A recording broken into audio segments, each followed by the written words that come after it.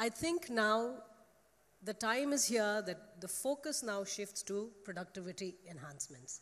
And in terms of productivity enhancements, the fundamental focus has to be human capital, because that is going to be the driving force behind productivity enhancements in India. And by human capital, I'm basically talking about health and education.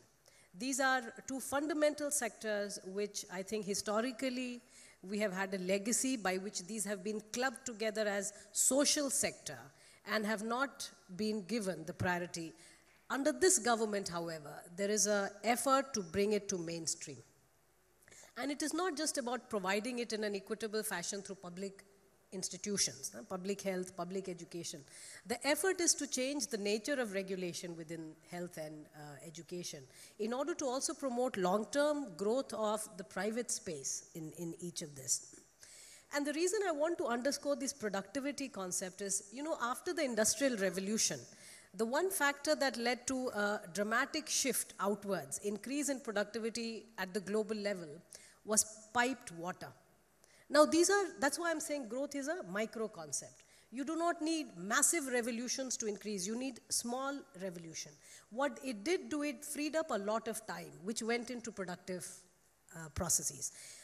Those are the kind of micro interventions now we are trying to aim at within the government by focusing on some of these specific sectors. So when the Vice President spoke about, essentially, in the economics or the institutional economics literature, we call it the culture of growth. I think we are uniquely positioned now that we have to address the culture of growth in this country. And by that I mean, this entire Swachh Bharat Abhiyan. Swachh Bharat is not just a cleanliness drive. It is not just a political drive.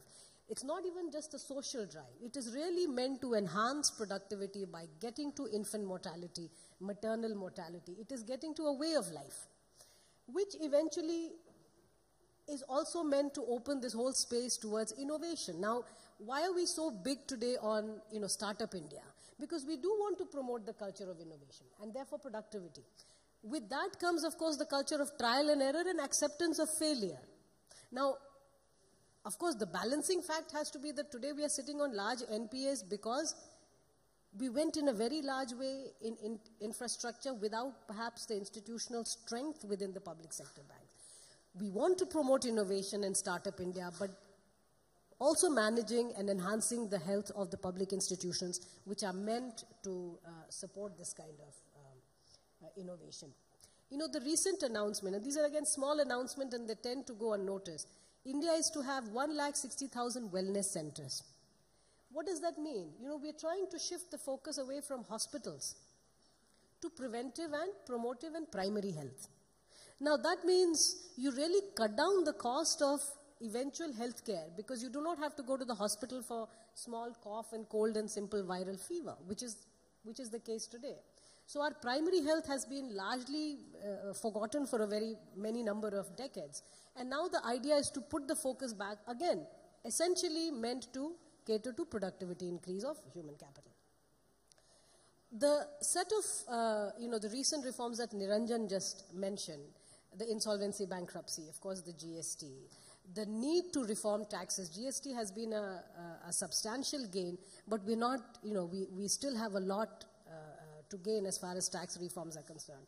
In terms of the real estate, beyond RERA, we have to go into the fine prints of. So this is why overall I want to sort of push you towards thinking of growth being micro, led by culture, and that's the culture of growth.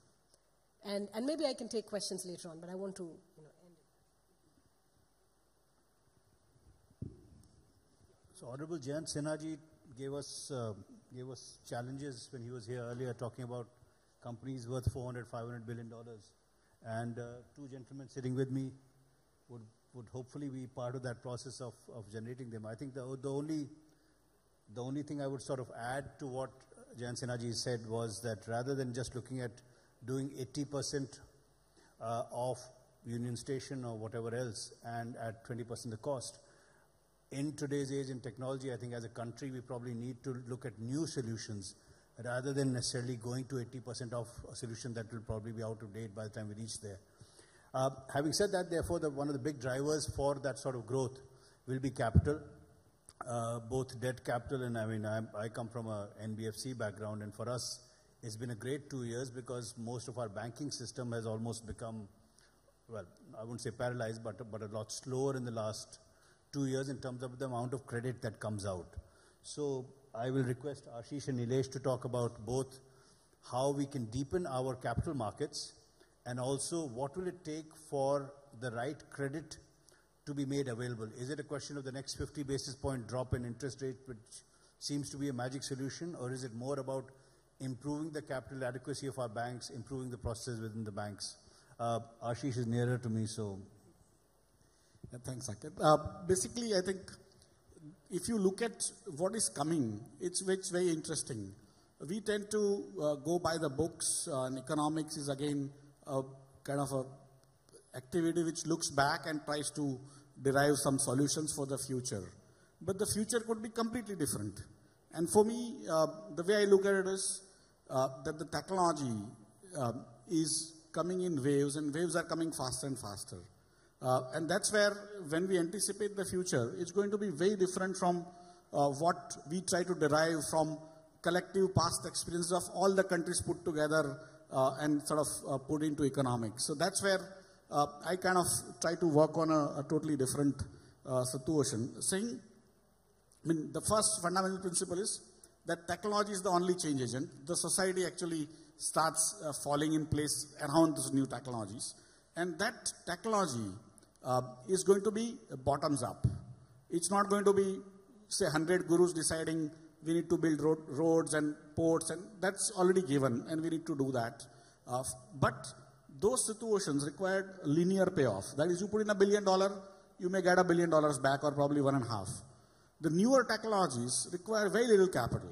And she said about culture, I think that is the essence of it, that the next 50 years or 40 years is going to, in my opinion, going to create wealth that has not been created in the last 10,000 years. So next 50 years is going to create so much wealth because one technology, just the IT, changed the life completely over the last 30 years. Similar 20 such technologies are coming, and they are going to be non-linear payoff. In the sense, you put in 100,000 and you may get $1 billion outcome, and you may put $1 billion and you may get 100,000 rupees outcome. So effectively, it's a pretty non-linear stuff going to be there. And how do you do it? You need to create that culture of entrepreneurship. And also, you don't have to put in $1 billion everywhere. You need to put in 100,000, and that's where I think your statement before this about funding those Indic entrepreneurs and stuff is basically, for me, a very important aspect. And what BSE has done as a kind of a proof of concept over the last 3 years, we have set up an incubator in BSE. We have, with Ryerson University of Canada, we have funded up to around 146 companies by now. 40 have gone out with $30–40 million of funding. 30–40 have died, and those people have got absorbed in the new sort of 80 companies that are coming. And so we are saying that this new India and new world is going to be very different if the next 30–40 years is going to create that wealth, which has not been created in the last 10,000 years.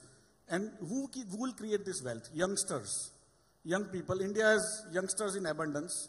They are not backward looking. Our society is in a sweet spot. We are young people, but we are forward looking. We are not looking backward, and that's where we need to basically just get those people to create wealth, and hopefully all of us will invest in those people, and Americans will invest less, so that when they create the wealth, India will actually share.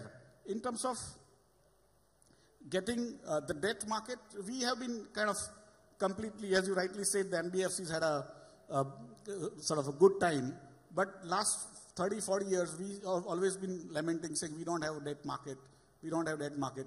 Last year alone, BSE funded Indian corporates through debt by $35 billion alone, and NSE probably did 15. So put together, we were $50 billion where the funds were raised through our platforms, and probably around $50 billion more were raised outside. So $100 billion of bonds, and we still think we didn't raise enough funds because even RBI doesn't recognize the funds sort of given to the corporates by bonds. They only look at the banking system.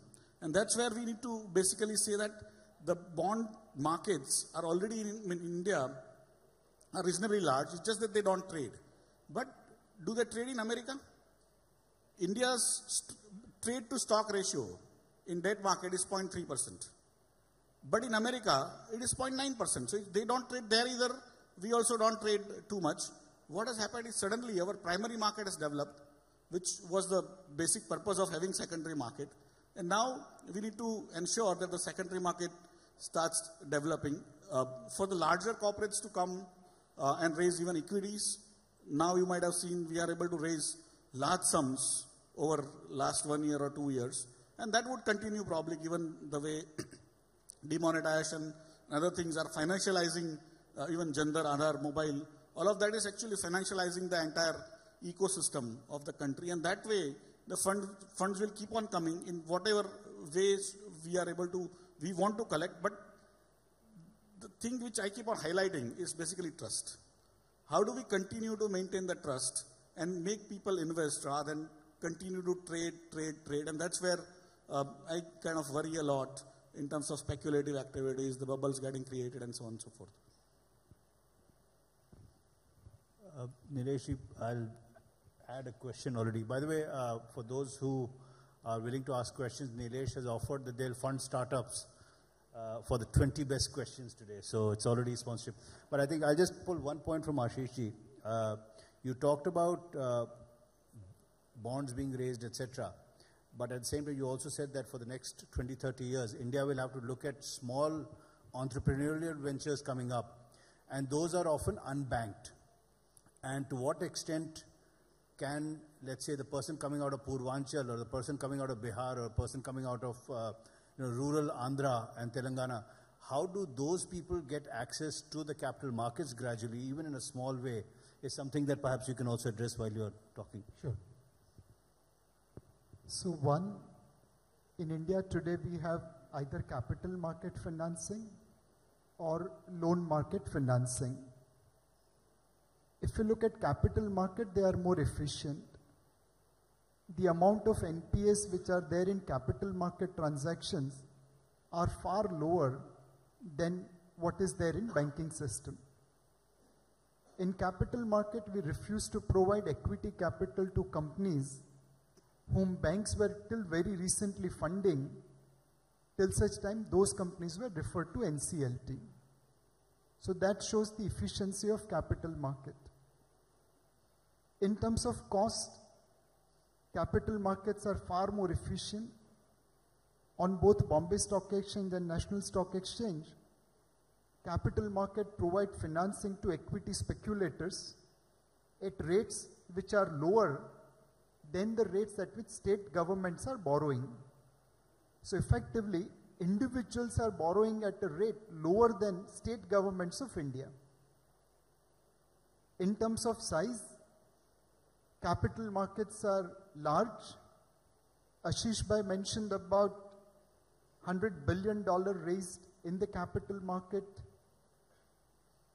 Now, today there is a rumor that a banking group is likely to launch QIP next week to raise $5 billion. One single bank is raising more money than entire government of India's budgetary allocation to all the PSU banks put together through capital market. So if you look at size, you look at cost, you look at efficiency in allocation, there is no debate which is more efficient and which should be encouraged. There is perception that people from Purvanchal, people from Uttaranchal, essentially lower rated borrowers don't have access to capital market. This perception is absolutely incorrect. Today, there is high yield junk bond category in international market. There is thriving venture capital industry in developed market, which provides capital to their Purvanchalis and Uttaranchalis. In India, we have taken nascent steps in developing venture capital as well as high yield bond market, but we are facing resistance on two counts. One, rule of law. Second, our inability to encourage innovation. What do I mean by rule of law? All of you are aware about Satyam. This was one company where certain misdeed happened. The American shareholders of Satyam got compensation. No one bothered about Indian shareholders. As if Indian money has no relevance compared to American money. Why can't we create law which equates American money and Indian money? The second thing is timeliness. In India, we are still sorting out 1991 security scam. The world has moved on from 2008 global crisis by settling things. If we have to provide capital to lower rated, untested entrepreneurs, then security should be enforced. I cannot be giving money to people who are not going to return. And if they don't return, I need to recover that money. We have come out with a law which says that if check is bounced, the person will go to jail. This rule is in existence for a while, but how many people have been behind the bar for bouncing the check? Probably none. We have 99 reasons to ensure that the person who bounces check doesn't go to jail. I think time has come. We find out one reason to put the person who bounces check to put behind the bar. If we can enforce security, I can guarantee that capital market will provide financing to every Indian who needs it, but most importantly, who deserves it. The second thing is innovation. Somewhere we don't have mindset for innovation. For example, gold bond, which the current government issued, was proposed as an instrument through a mutual fund scheme way back in 2005.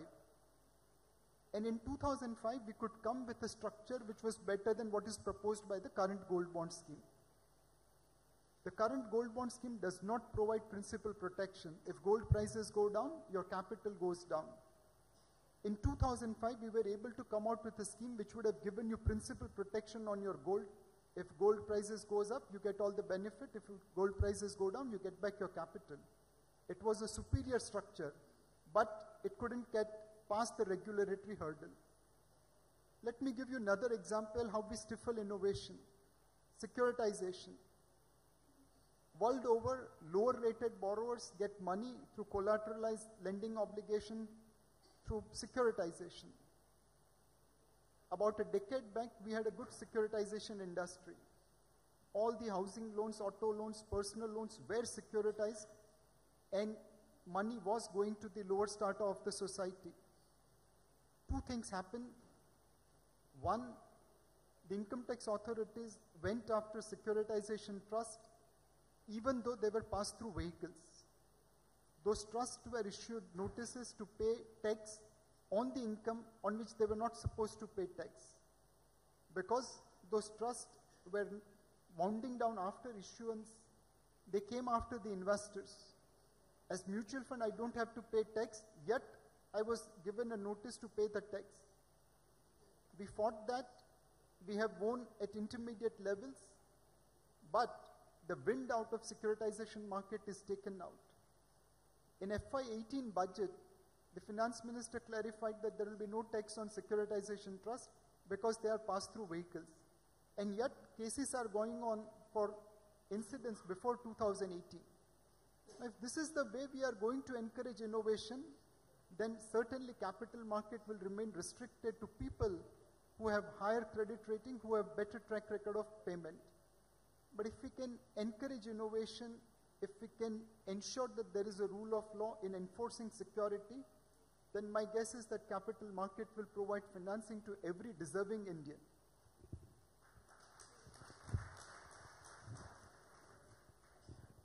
Hopefully I'll be allowed back into Purvanchal and Uttaranchal after this. So it is just as an example, I'm from there. I think the key point that I got from Nilesh was that one of the basics for financing is around the sanctity of the contract and about enforcement of security. And I mean, I can personally talk about a bounce check that we have been trying to get a hearing in court for 2 years for. I mean, forget deciding whether to send a person to jail or not.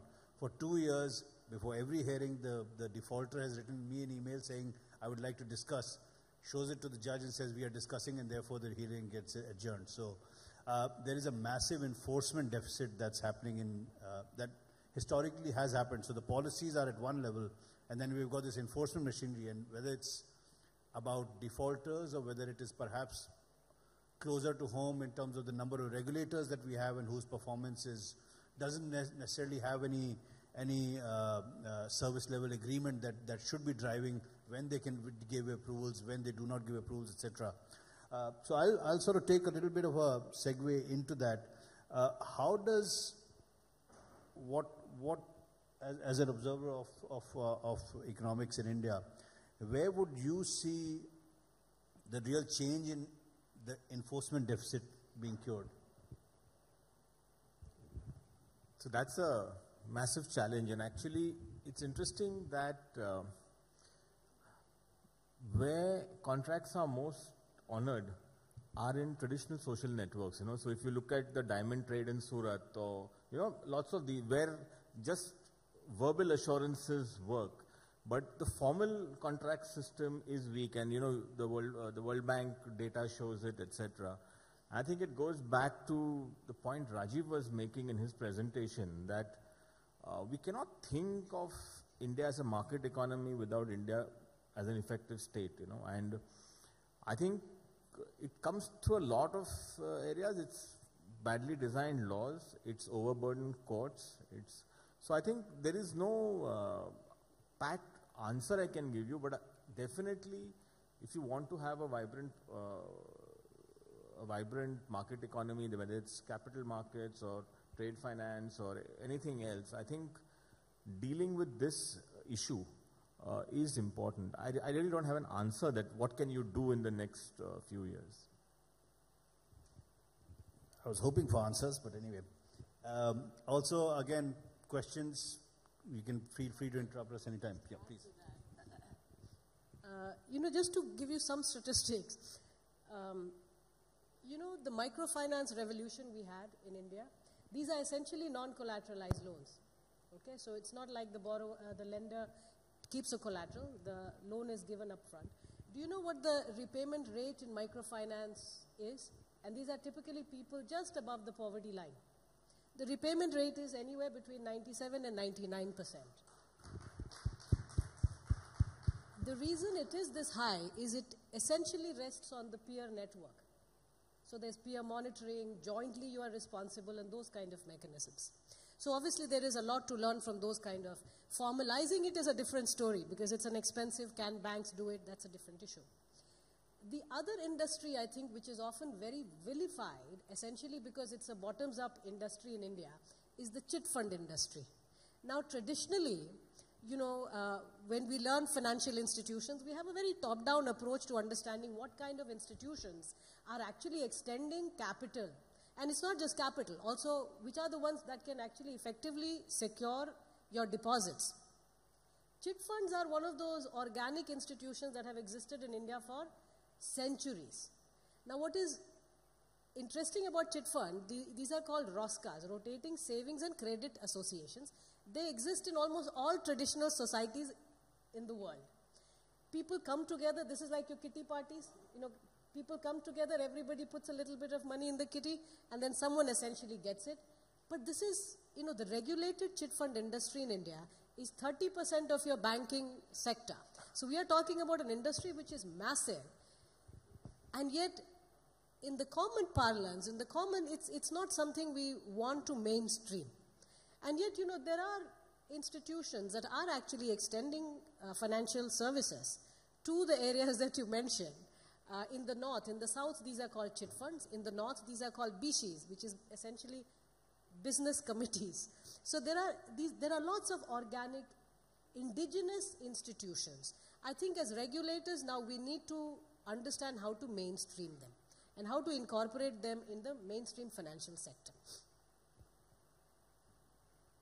So just to add to that, on the microfinance, although we had a revolution, there was one state specifically where the politicians started saying don't pay back. And it created a severe issues And so, unless you have a formal framework, it becomes difficult as and when somebody wakes up and says, don't pay, and that is not only true for the micro, even the largest institutions in the country, they get together and decide not to pay and they don't pay, which again, sort of we are discussing. But the other part is on the small companies coming out of Purvanchal, Uttaranchal or Bihar. Today, we have other than the incubator, we have another platform called SME, platform of BAC, Small and Medium Sector Enterprises platform, where we have listed around 212 companies. We have raised around 1,700 crores for them, and their market cap has now gone above around 25,000 crores. But some of them are from Bihar. Bihar, nobody believed that their company will get listed, but 2 or 3 have come, and people have funded them. In fact, they are also well-performing companies. So, effectively, the market is able to actually lend them. Of course, the expectations of returns might be higher because people don't know them. But once that culture of performance comes in, it's going to, in my opinion, it's early days, only 200 odd companies, but we can go a long, long way with raising funds for those companies.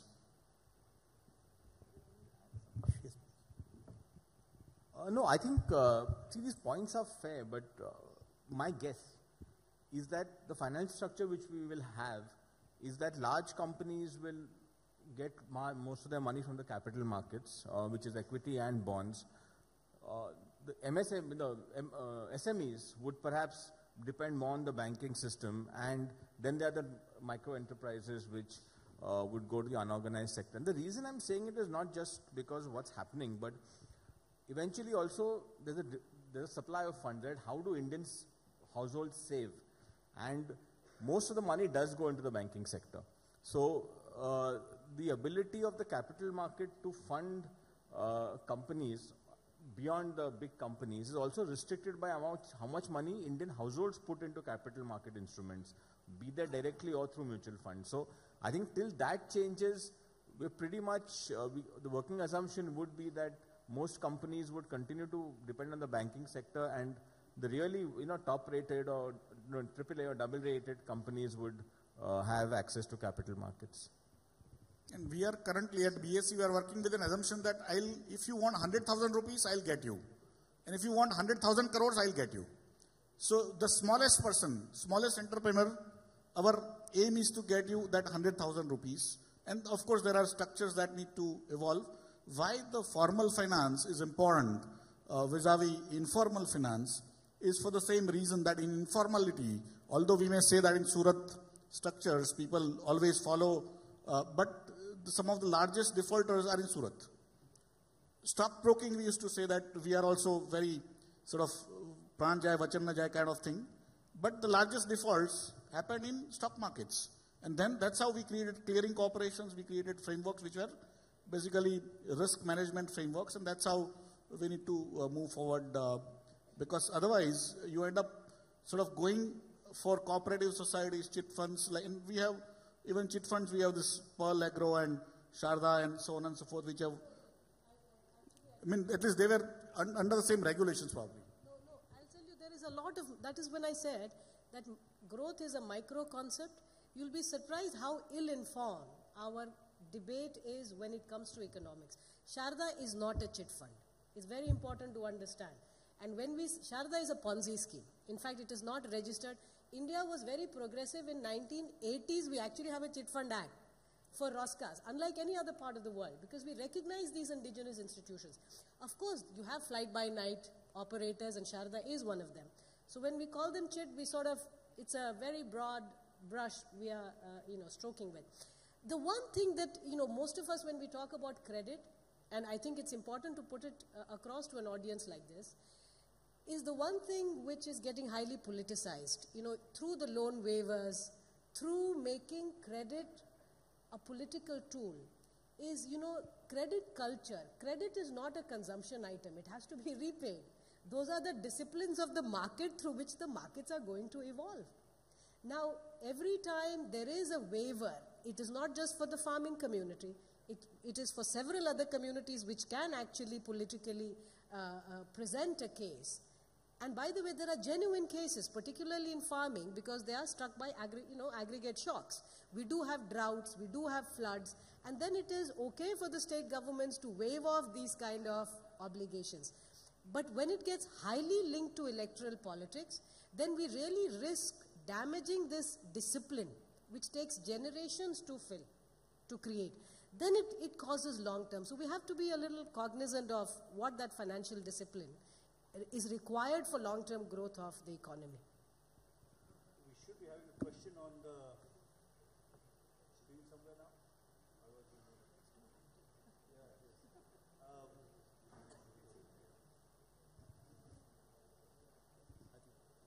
Should we wait for it now? Yeah. Oh yes, of course.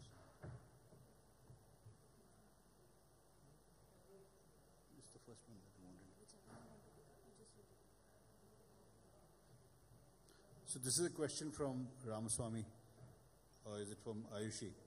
Will creating a social security net ever form part of our grand economic vision of creating a prosperous India? Can I hand that over to the PMO? Oh, but we do have a social security net. The point is we need to reorganize it a little bit because there are huge leakages in the current system, and we need to strengthen it further as well.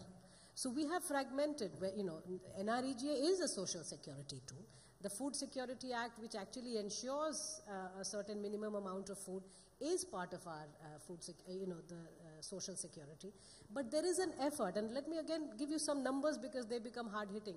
Do you know we spend 3 rupees worth of subsidy in the food security system through the PDS for every 1 rupee worth of grain that actually goes to the household? So now imagine the leakage in the system. So the movement away from hard grains towards, direct benefit transfers is really as a means of getting through those leakages. But one also has to understand that markets have not evolved in every part of the country. We do have very remote areas. Despite tremendous improvements in connectivity, we do have neighborhoods which are remote, where you do not have markets where grains and etc. are available. So it's important for some form of the government PDS to exist in those places. That's number one. Number two, we have just passed the National Nutrition Mission. It's very, very important because, one of the leading causes of maternal mortality and infant mortality in India is really malnutrition, anemia. And if you just look at the numbers, it's telling you that as the profitability of a crop increases, rice, wheat, etc., which was the basis of Green Revolution, as profitability of crops increases, the nutritional values in those crops decreases. Which means if we want to go back to our traditional grains, ragi, various forms of millets, jowar, bajra, etc., which are actually very high, they have nutritional value for zinc, vitamin A, iron, etc. We need to also, we're talking about agriculture policy, which now has to be in sync with what our aspirations for health and nutrition are. So the attempt is to now bring in a lot of fragmented efforts into and towards a social security net, which can be then extended in a way which can also be monitored adequately. So the whole idea of the Jan Dhan, Aadhaar and mobile, the JAM Trinity and the promise of JAM, and right now we are doing basically a preparedness estimate. What are the districts in the country which have this Jan Dhan, Aadhaar and mobile connectivity which is strong enough for us to then move towards this kind of a consolidated social security platform? Thank you. Can I add on this? So let me try to answer this question completely in a different direction. Essentially, security comes from money. And look at how we are managing our wealth. India has $400 billion of reserves, primarily invested into US treasuries and low-yielding securities. Can we copy the model of Singapore, which has created institutions like GIC and Temasek? They are generating 10, 15, 20% dollar return. You compound your wealth at higher return, like Singapore, your security get enhanced. And the irony is that in GIC and Temasek, probably 30, 40% of staff is Indian. So it's not that we don't have talent, all we need is a mindset. The second thing is giving prosperity to people. Now we have organized workforce and unorganized workforce. Let me just focus on organized workforce. They all put money into Provident Fund. And that Provident Fund is invested in turn into fixed income securities till this government came to power. For years, we were investing this money in below inflation generating instruments. And hence, there was no real return made to this millions of organized workforce employees. There are 4 crore Indians in employees Provident Fund organization, but the investment was always in fixed income securities. Globally, if you see, most pension funds invest into equities, and now they have moved to even higher levels in terms of alternate. Now we have made a change. We are putting 15% of inflows into equity. But what about the old corpus?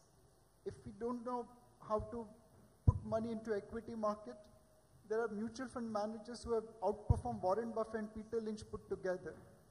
Can we give money to them so that they can generate better return and retain India's economic independence with Indians rather than for foreigners? The third thing, there are many people who want to create educational institutions which also enhances security. You want to create Harvard kind of institution in India? First you have to create Harvard kind of endowment fund. They generate in dollar terms return which our pension funds generate in rupee terms. So clearly by managing money in capital markets wisely, smartly, intelligently, you will be able to enhance your social security. All this social security will have no meaning if you don't have money in your pocket. I think that's absolutely valid. The only thing I would perhaps, and it's something that I've been hoping that India will change, is that when Temasek and all started, they actually put a lot of existing Singapore companies into that pool where they could raise money. And I think there is no reason why our top PSUs like BHEL, etc., cannot be put into a Temasek-like institution. Let them manage it fairly. Perhaps some joint secretary may not get a car, as a result of that, or a rest house, but eventually they need to be let go and be managed on their own. I will go back to, I think, one of the points Shamika made earlier about where our banks were losing money and how we perhaps went a bit more into infrastructure. Tie that in perhaps with the other comment that we heard, which was about the loan write-offs, etc. And I remember growing up, we were always taught that there's 30% T&D losses in India, and the electricity sector suffers only because of the farmers. And I suspect most of the stealing is actually done by industry rather than farmers, irrespective of how much we write off. And I reckon, and unfortunately just more to get the panelist's view, that the losses that we see in the banking system today, to a fairly material extent, are not due to them taking risks, but due to malafide intentions of promoters who either historically over-invoiced and therefore took more money out of the system, or just took a free ride on banks. And the new reform in terms of the NCLT hopefully will cure some of that. And we've been seeing these articles about how promoters should be allowed to come back into the same companies that they have themselves put into NCLT, because they know the company best. And my sort of devil's advocate argument is, if they knew the company so well, why didn't they run it well? So may I request Niranjan to... Yeah, so first about the banking mess. I think it's now commonly accepted that the biggest risk to economic stability in India is the state of the banks and the state of corporate balance sheets. The twin balance sheet problem, as the economic survey calls it. So if you look back over the past 10, 15 years, we've had a credit boom and then it ended. There are three broad reasons why these bad loans have increased, right? One is obviously the vagaries of the business cycle, that you were expecting 9-10% growth, then growth sort of tanked, and a lot of companies made entrepreneurial or business calls which didn't work. The second, I think, is essentially policy models. So I think it's fair to say that when bankers say that we funded power plants, but we had no idea that the coal licenses were going to be cancelled one fine morning, I think you can give them the benefit of the doubt and say, yes, they were blindsided because there's no way one could have anticipated. But there is a third reason also, and which is what you were saying. I don't think it's outright fraud necessarily, but mismanagement, I think, would be a better word. And I think what I'm disappointed in is that, so in that sense, 1/3 of the bank problem is business cycle, 1/3 is policy models, but 1/3 is definitely corporate governance failures.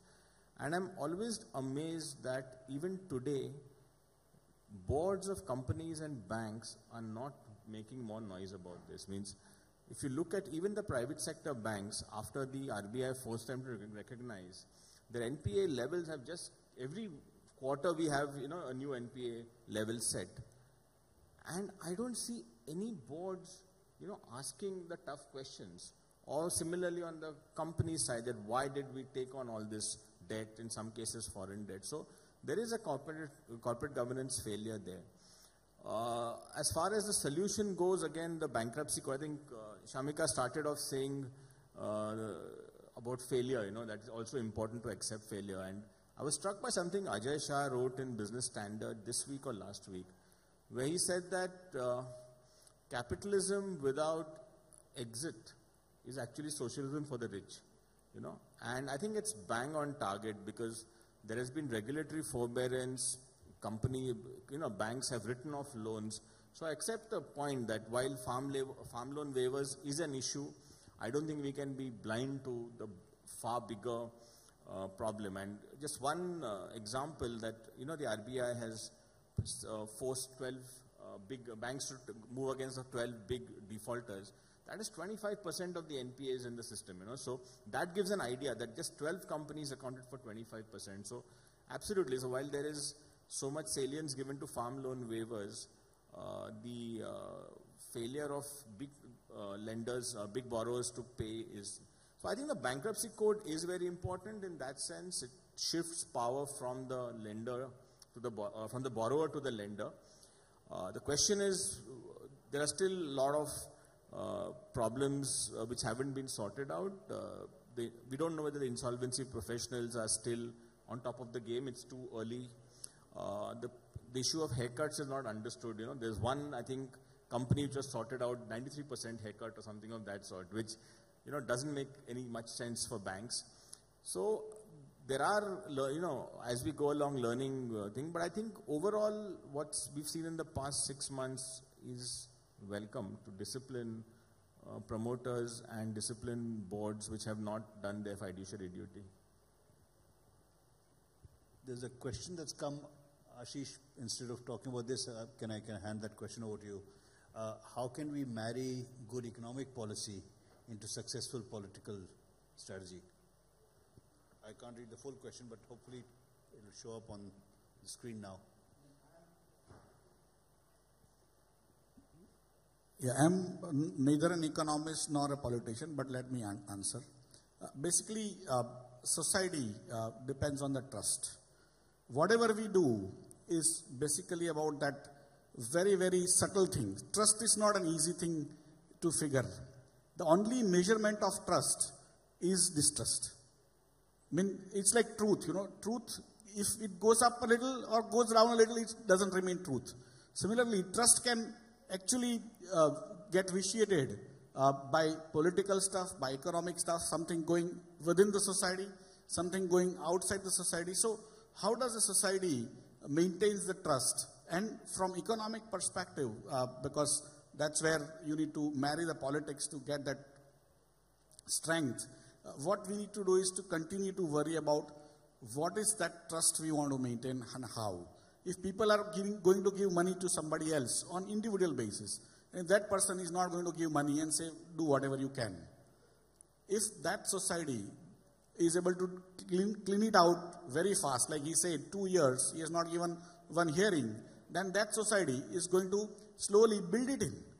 And slowly, because of that, the cost of transactions, cost of lending goes up, and then complete distrust happens, and that's where the political or the administrative machinery has to learn to ensure that these disputes get closed faster and faster, and every economic agent is able to use that because it's faster. If it's slower, then people start actually managing their settlements outside.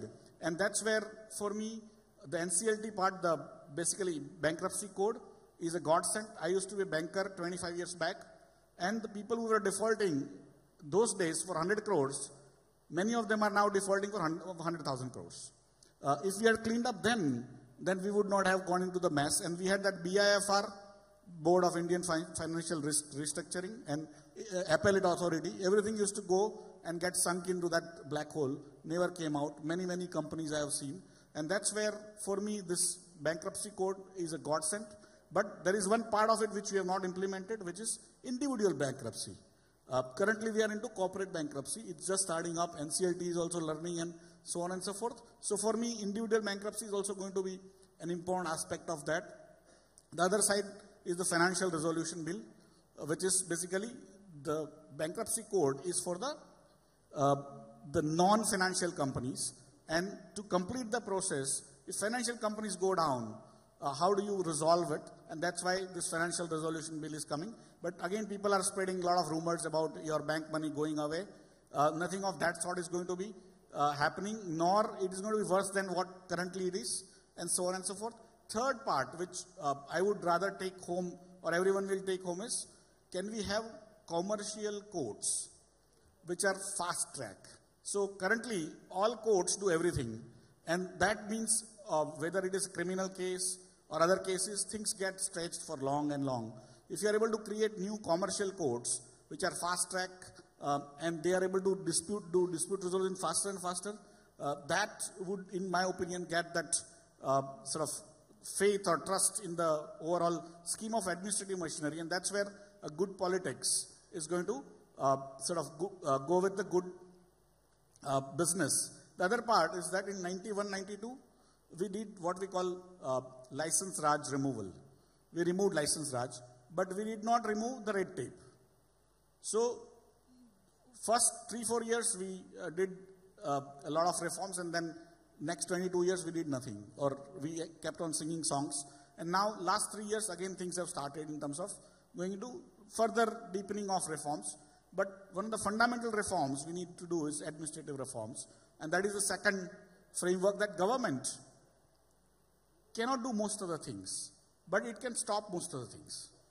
And that is where it is basically is putting the businesses into logjam, individuals into logjam, and everyone else feels kind of that they are victimized. Even people who are defaulting are feeling victimized. People are being defaulted to are feeling victimized, and everyone is feeling victimized. So for me, basically that government, how does it become facilitator and not a roadblock on most of the things? And that's where these administrative reforms is going to be absolutely important going forward. So I don't know whether this is the answer you kind of asked for, but I thought that would be kind of appropriate for this. I mean, it's almost as if you had written Mr. Modi's speeches in 2014. Less government, more governance, and government as a facilitator. So that's exact. Niranjan, would you like to comment a little bit on good economics and good politics? Moving to the last part, just around ease of doing business and how easy it will be. Shamika has obviously done a lot of work on that, and perhaps if I can request her to talk about.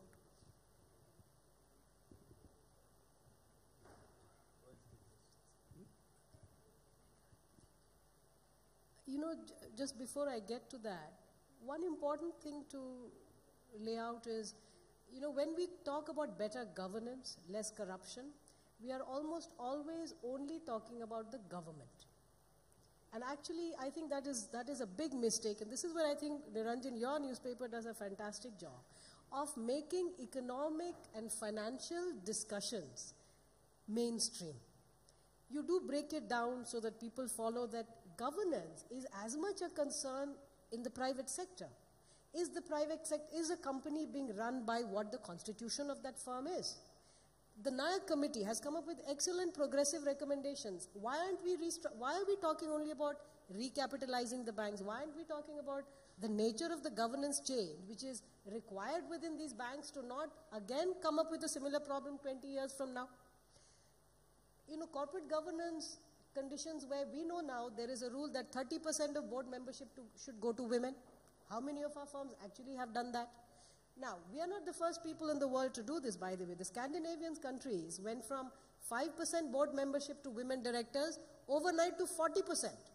And obviously, you didn't have 40% women directors who could have filled these boards. So there was a lot of hue and cry that now, you know, you'll have all kinds of women sitting in these boards and the firm performance will dip. What does the corporate finance literature tell us? The firm performances did not change. But the governance of the firms improved.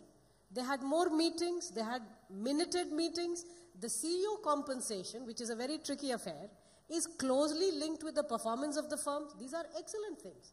So if we have progressive laws in India, the idea should be to mainstream these discussions so that there is a demand also from people. I think that is where the politics and the economics to a large extent, I think, need to be also brought in together.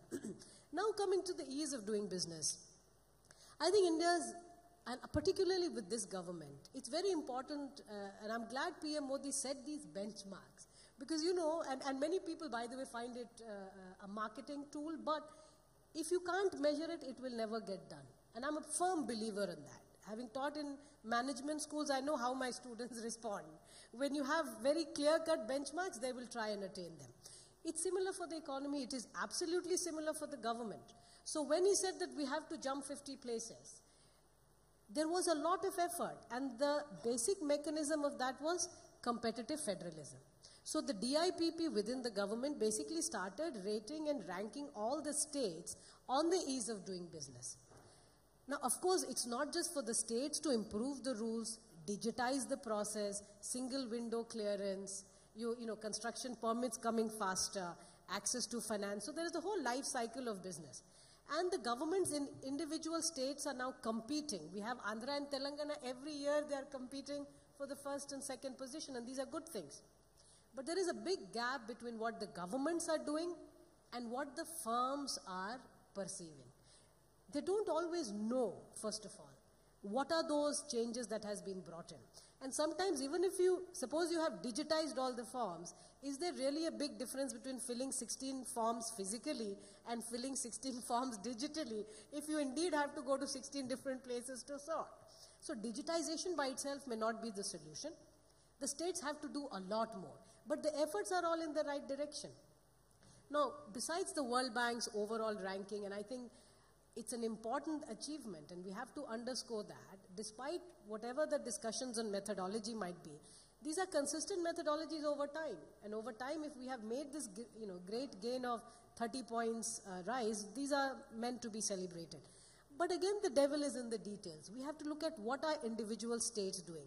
I was told yesterday by the finance minister of Jammu Kashmir that Jammu Kashmir, within the DIPP ranking, has made a 30% move. Now imagine individual states care about investment. They do care about making it easier for firms to actually not just start but also wind up businesses.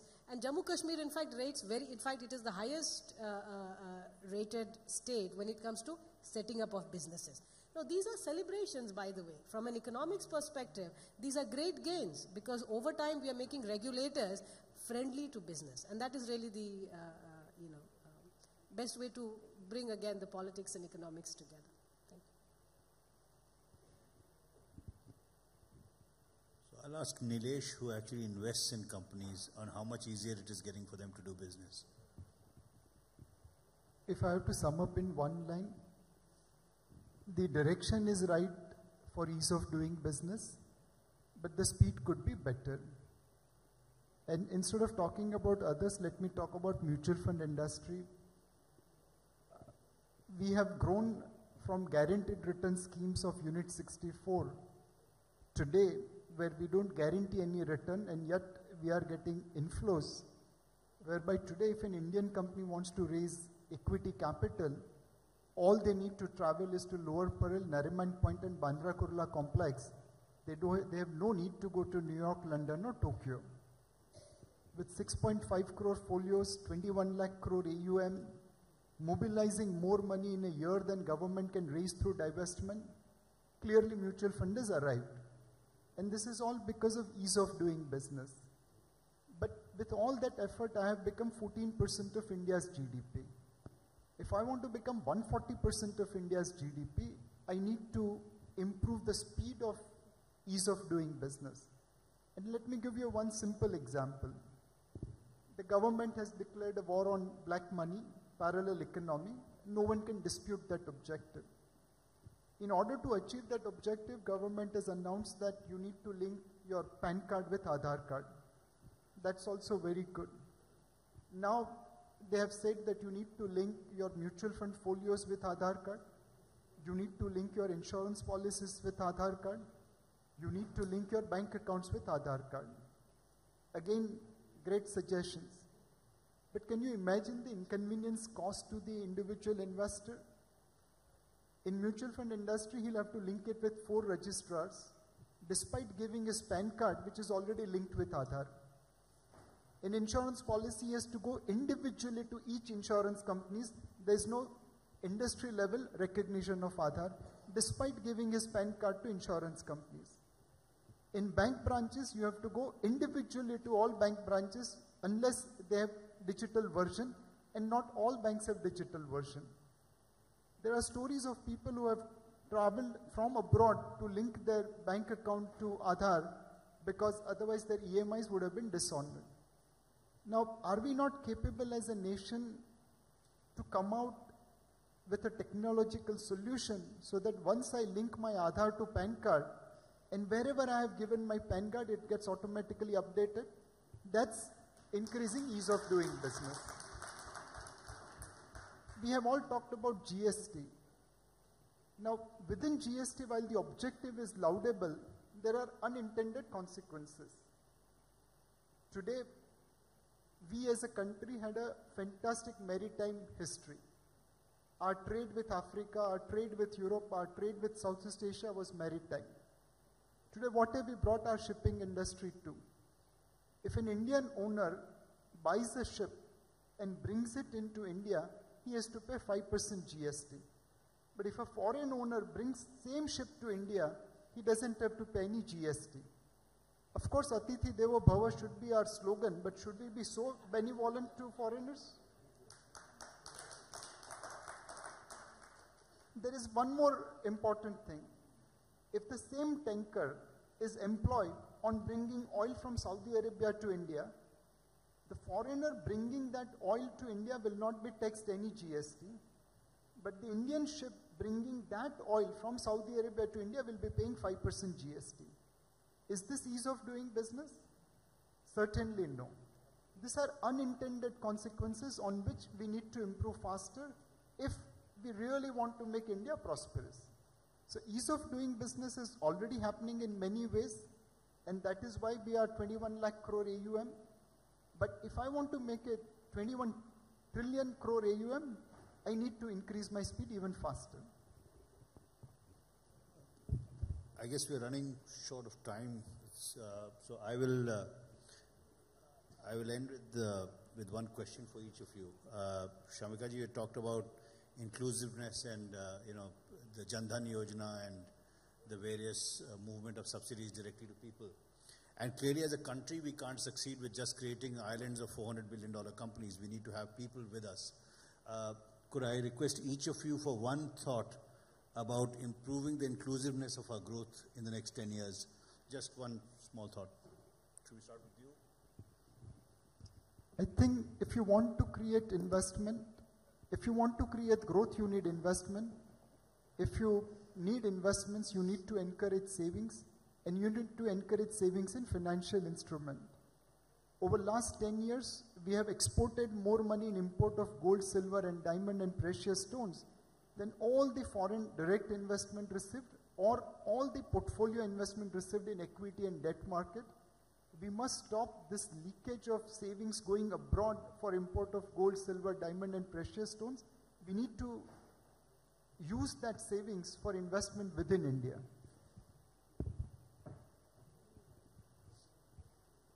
So I think the first issue is we need to redefine define what we mean by inclusive growth. I think too much time has been spent in believing inclusive growth was subsidies or government programs, which are important perhaps, but I think first inclusive growth should be looked at growth which creates jobs, formal jobs for people. And one perhaps an idea is that if job creation is so critical, can there be, rather than tax breaks for capital investment, can there be tax breaks for job creation? So payroll tax breaks.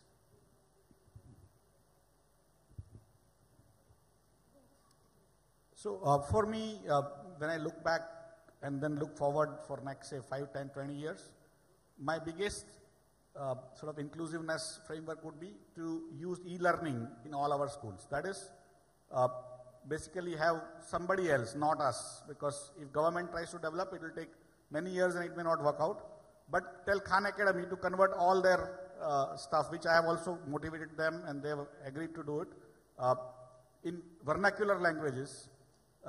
Basically, just give a student free Wi-Fi in every government school and every government college and municipal colleges, municipal schools.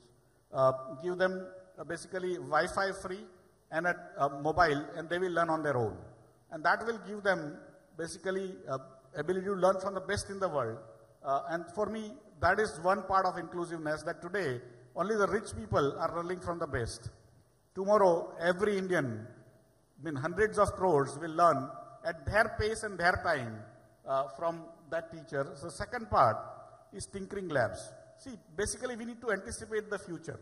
If you are trying to solve the past problems, by the time you solve, already world would have moved ahead. So for me, what is coming is artificial intelligence, 3D printing, robotics, drones, space. We need to tell our young person, 3-year-old, 5-year-old, saying you can play with it. Give it into the school, and every district, every taluk, every municipal school, see, rich people's children will learn it. If they don't learn it, they deserve it, okay? If they don't want to learn it, their problem. But every child should not be left behind. Every school, municipal or government, should have tinkering labs, telling them how to do 3D printing. It's very, very low cost. It's not funny. The total amount per school invested could be probably less than 1 or 2 lakh rupees, in which you can teach them drones, robotics, drones and everything else. And for me, those two will create an India of jobs, which will be getting us hundreds of thousands of dollars a year, and not doing this stuff which we end up doing with sort of today. If we go over the today stuff, it's not going to go there. And that's why, for me, anticipate the future and work toward it. That will be India, a prosperous India, an inclusive India, because you are going to the lowest guy and not only the richest guy.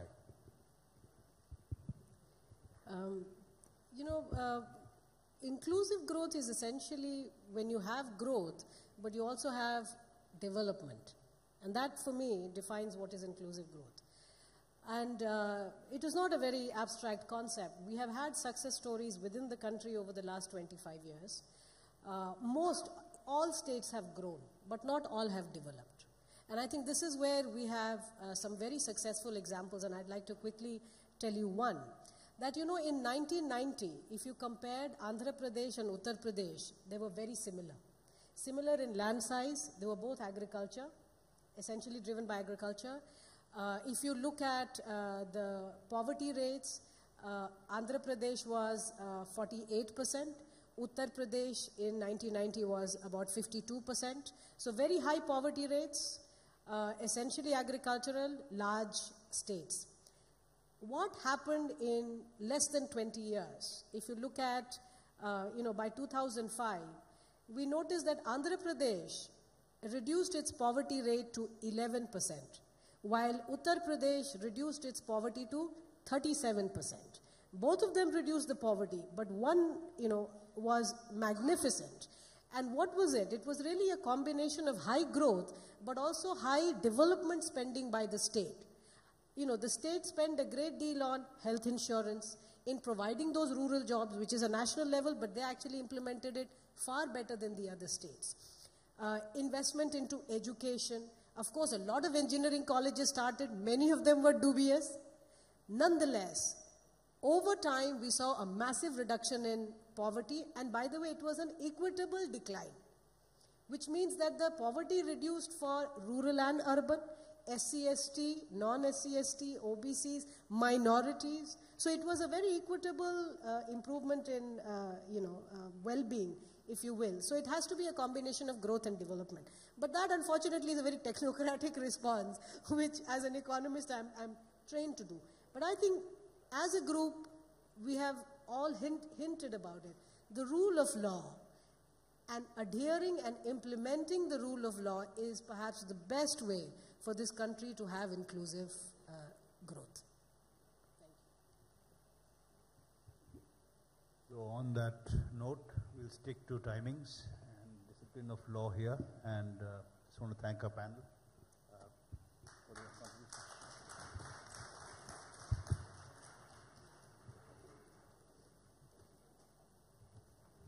Thank you, sir. May I now request Mr. Mishra to felicitate our speakers, please? May we request you to stay back on the dais for the felicitations?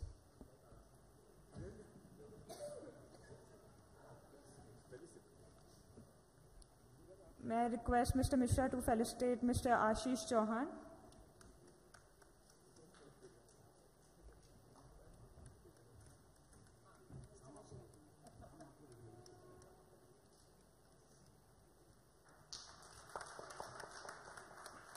Mr. Niranjan Rajadhyakshe?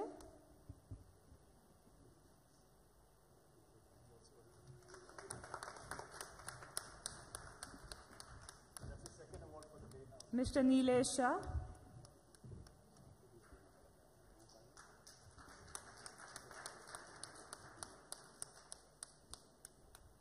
Dr. Shamika Ravi?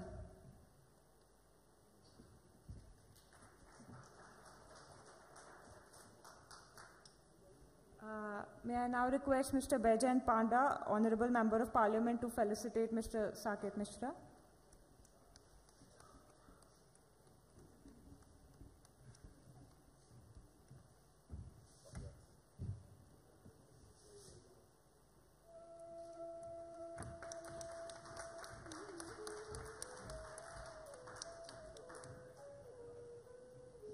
Thank you, sir. We will start with the next session immediately. I request all of you to remain seated.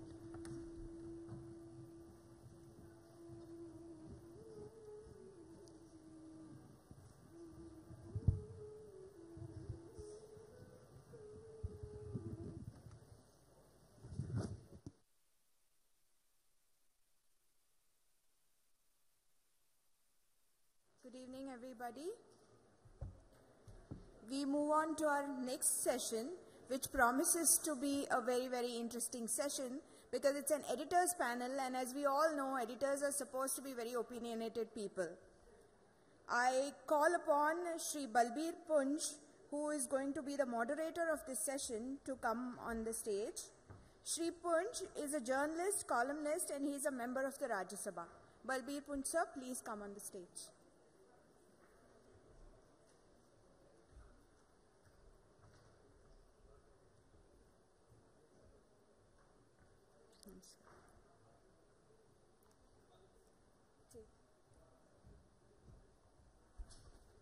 I am really thankful to Shefali and the organizers because my Rajya Sabha term ended 2 years back, but they have renewed it with effect from today. Thank you very much.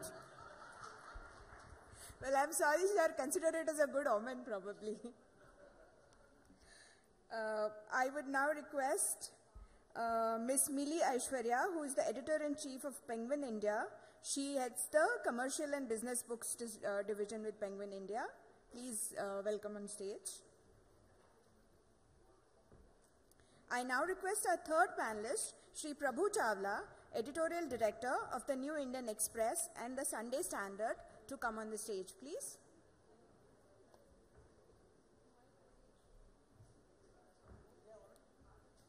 I now request Shri Raj Chengappa, Group Editorial Director, India Today Group, to please come on the stage. Yeah, please. Yeah. And I now request Shri R. Jagannathan, who is Editorial Director of Swaraja, to come and take his place on the dais.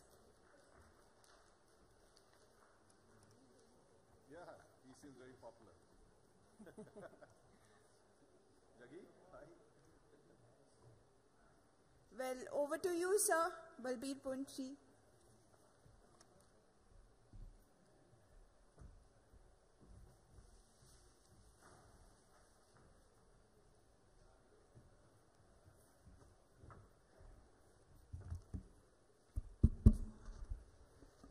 Friends, the editors panel, as they call it,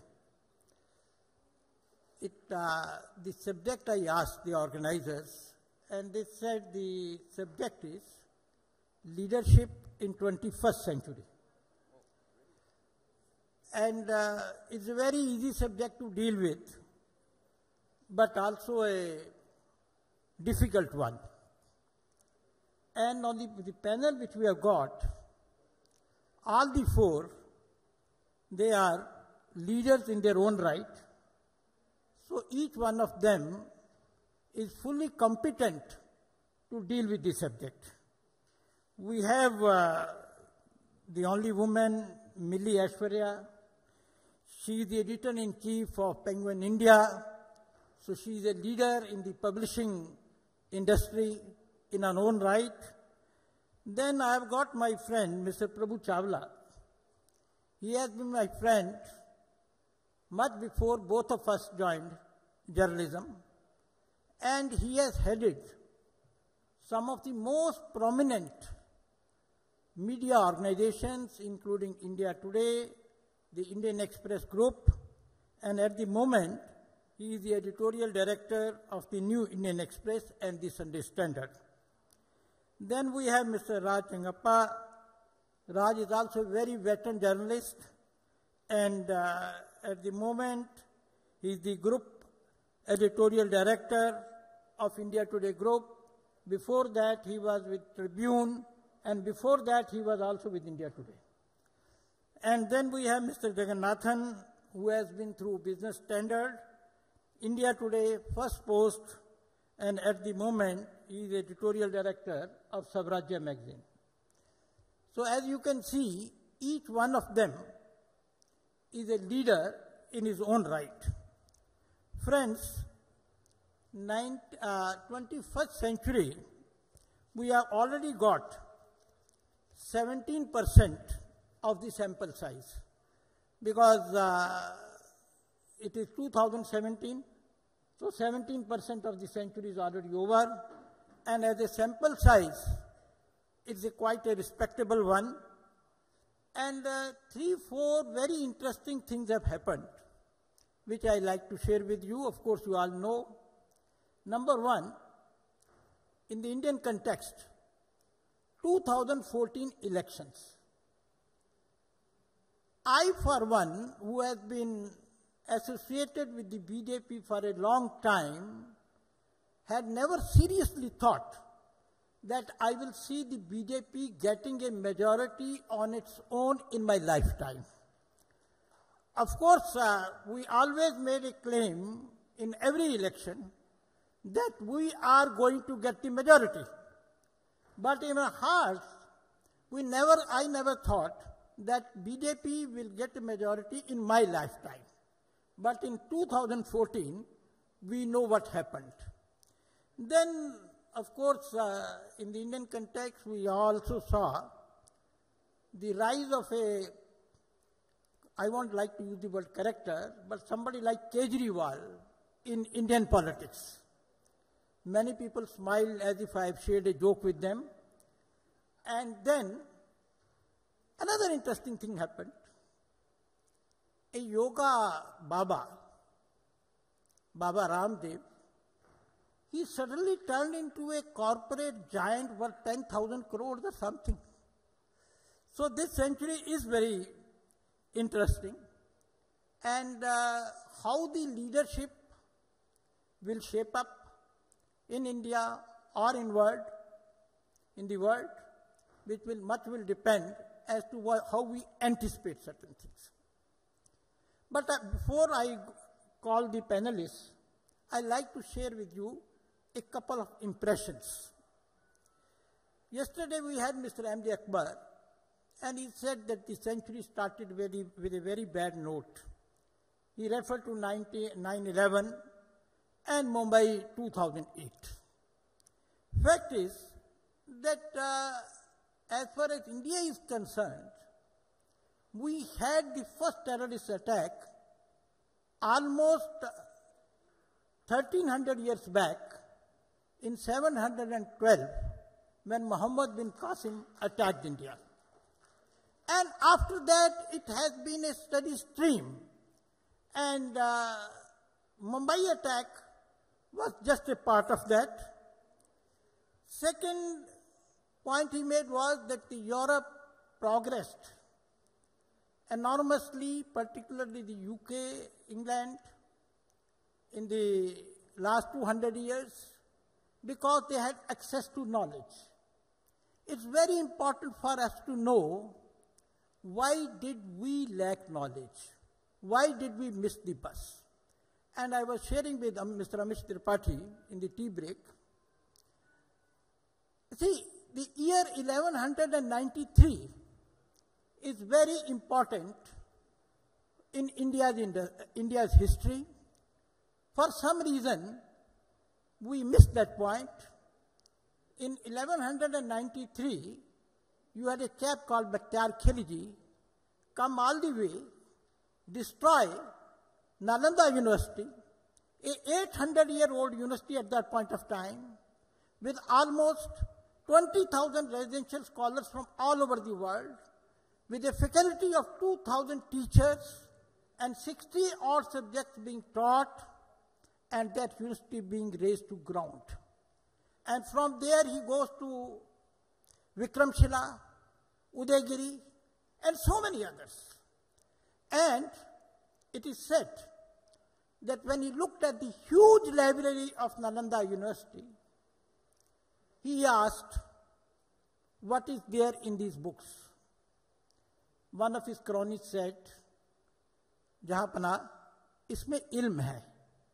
These books have knowledge. He said, entire knowledge is in Quran. If all these books have the same knowledge which is there in Quran, then why have all these books when we can do with one book? And if these books contain something different from Quran, then it is all haram, blasphemy. So in either case, we don't need these books. For next 8 months, when his army was parked at Nalanda, the army did not have to go out to get fuel to cook their food. The books were used, and they lasted for 8 months to cook their food. And with that, the institutionalized system of learning came to an end in India. Of course, there were individual enterprises, and there was a system of oral memory. People learnt by heart, but they were not substitute for institutionalized system of learning. It is only in 1850 when the East India Company opened the first university after a gap of almost 600, 700 years in Chennai, quickly followed by Calcutta and Mumbai. But these universities were not there to educate the Indians. These universities had a purpose to create clones of Britishers, and that is the problem which had been mentioned by so many speakers. The second thing which I want to deal with here is that we have been fighting a losing battle for the last 700 years, civilizational battles. Our cultural footprint extended much beyond even Afghanistan. In 14th century, Afghanistan was lost. 1947, the entire area which is called Pakistan was lost. And then Kashmir, of course, is a part of India, and it is very much in India. But the Indian presence in Kashmir is only through security forces. This is a bitter truth. And Indian cultural footprint, irrespective of what others may say, has steadily been withdrawing, receding, and stop somewhere beyond Jammu. Now, why I am mentioning all these things? Of course, there are many issues. The leadership which we will need in the 21st century will have to deal with these civilizational issues. If you cannot deal with civilizational issues, then you don't have a long life. And now I will call another point I like to mention, just in passing. For the last 300 years, we have followed one developmental path in the world, that is the Western civilization paradigm, is the modern paradigm, and since it is a modern paradigm, we have been trying to blindly copy it. Now, for the first time in the last 20-25 years, environmental issues are being raised. Whether to treat human needs and greeds as supreme and reorient the entire system to meet the human needs and greed, can we sustain it or not sustain it? And now the questions are being asked, and they are very relevant questions. We live in Delhi, we know what we have all been suffering, and if we are not able to deal with these issues are going to really not only bother us, but threaten our existence also. Friends, now I'll call upon my panelists. Raj is the first man on my left. Raj, I would like to react to some of the things which I have said, and you can deal with any other issue which you want to. Thank you.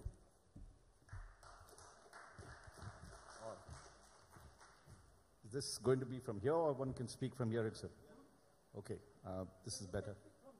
No, this is fine. I think all of you all can see me from there. These lights are quite dazzling. But I'm unlike Mr. Punj, I'm not going to go that far back into history. Being a journalist, we are far more pragmatic and immediate, let's put it that way. And just watching contemporary leadership and the issues that are there, these are just opening remarks, and I'm sure my colleagues here will come in, is that the first point that you realize that this is a very complex world that you're dealing with. And I just narrate something that I'd asked Mr. J.R.D. Tata, one of our finest industrialists, somewhere in the 90s or a little earlier, mid-80s, sorry. And I asked him, what would you do if you became Prime Minister of India? And his answer was almost immediate. He said, I'd commit suicide. You know, India was somewhat ungovernable in that sense, that even for an industrialist of that caliber, governing a country like India was almost impossible, he thought. But if you really look at it, there is a slogan that says that genius is the ability to reduce the complex into the simple. And I just juxtapose that to leadership. Leadership is all about reducing that immense complex world that we live in and all the problems that is there to simple issues that you can deal with. So that's the first proposition. That the mark of a good leader is his ability to work out the priorities and what needs to be done. And then the second quality steps in, which is outcome. Are you able to deliver in what you have done? And that becomes very important in India right now, because apart from the civilization issues that you've discussed, and it's important, I think the focus now is a lot on just basic development. Nobody's looking for highfalutin sort of propositions or vision.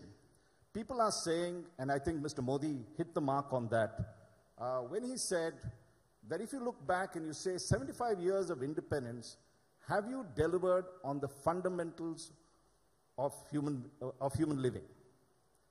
And so I think the Swachh Bharat program, for instance, how could we live in a country, you and I, sit in this fabulous hotel and not think that 50 to 60% of our population is defecating out there in the open, and the consequences of that defecation to their health, to the entire environment, and other issues? Why wasn't that a priority where you said, before we do everything else, this should be done. Because that is also human dignity.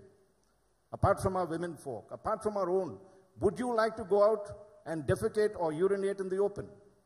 You have to ask yourself. And therefore, I think leadership is also about just that. How can we say that we are a developed country if we are not able to deliver water, drinking water, or water for irrigation?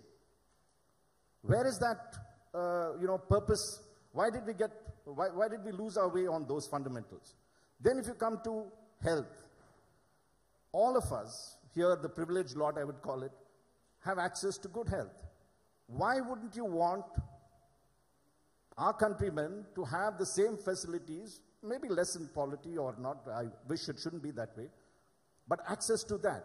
Why hasn't leaders got down to the nitty-gritty of delivery? Now, for instance, if you go to rural areas and you check how many deliveries happen in institutions like hospitals, primary health care centers, you would still find in many states and districts that a majority of those deliveries happen at home. There is a traditional midwife.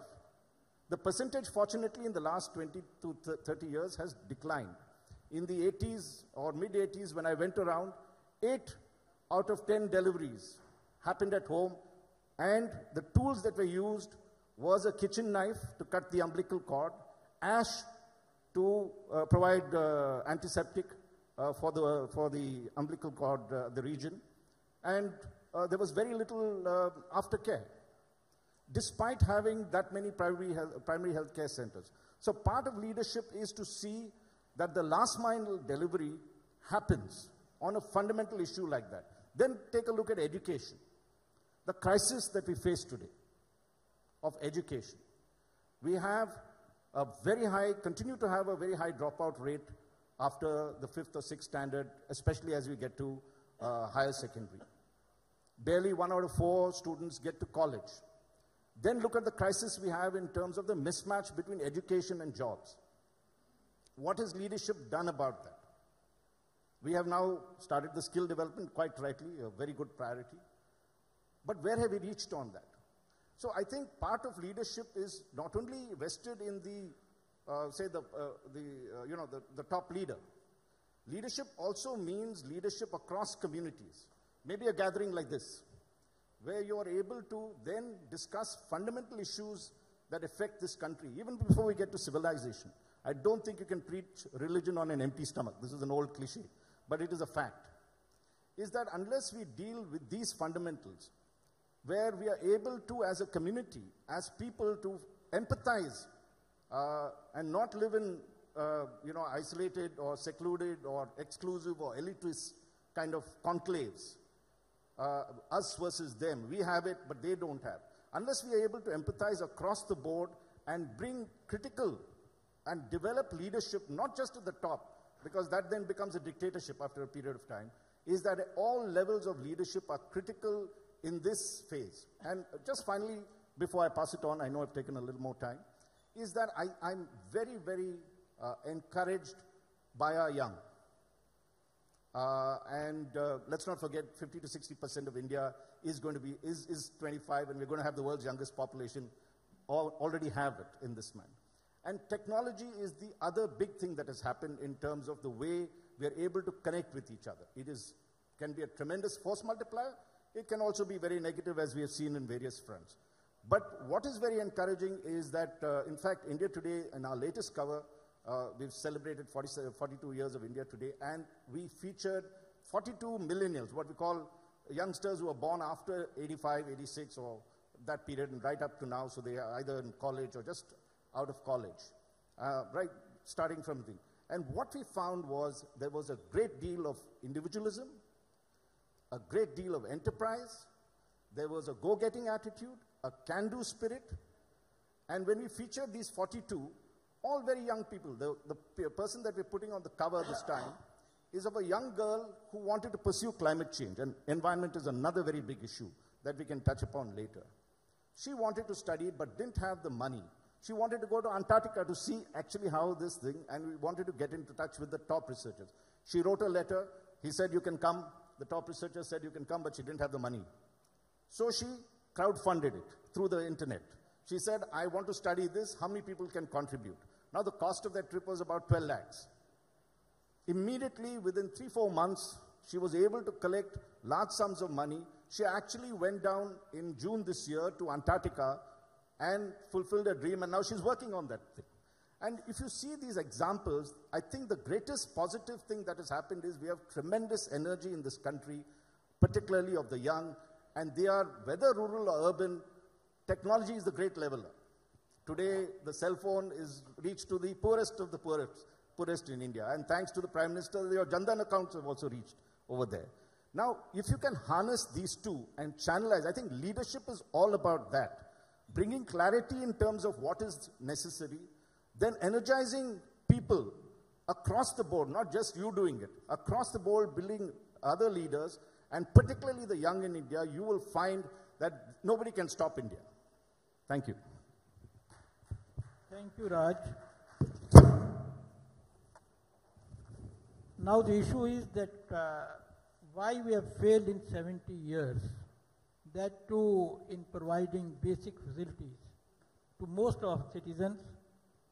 So let us see what Milli Ashwarya has to say about it.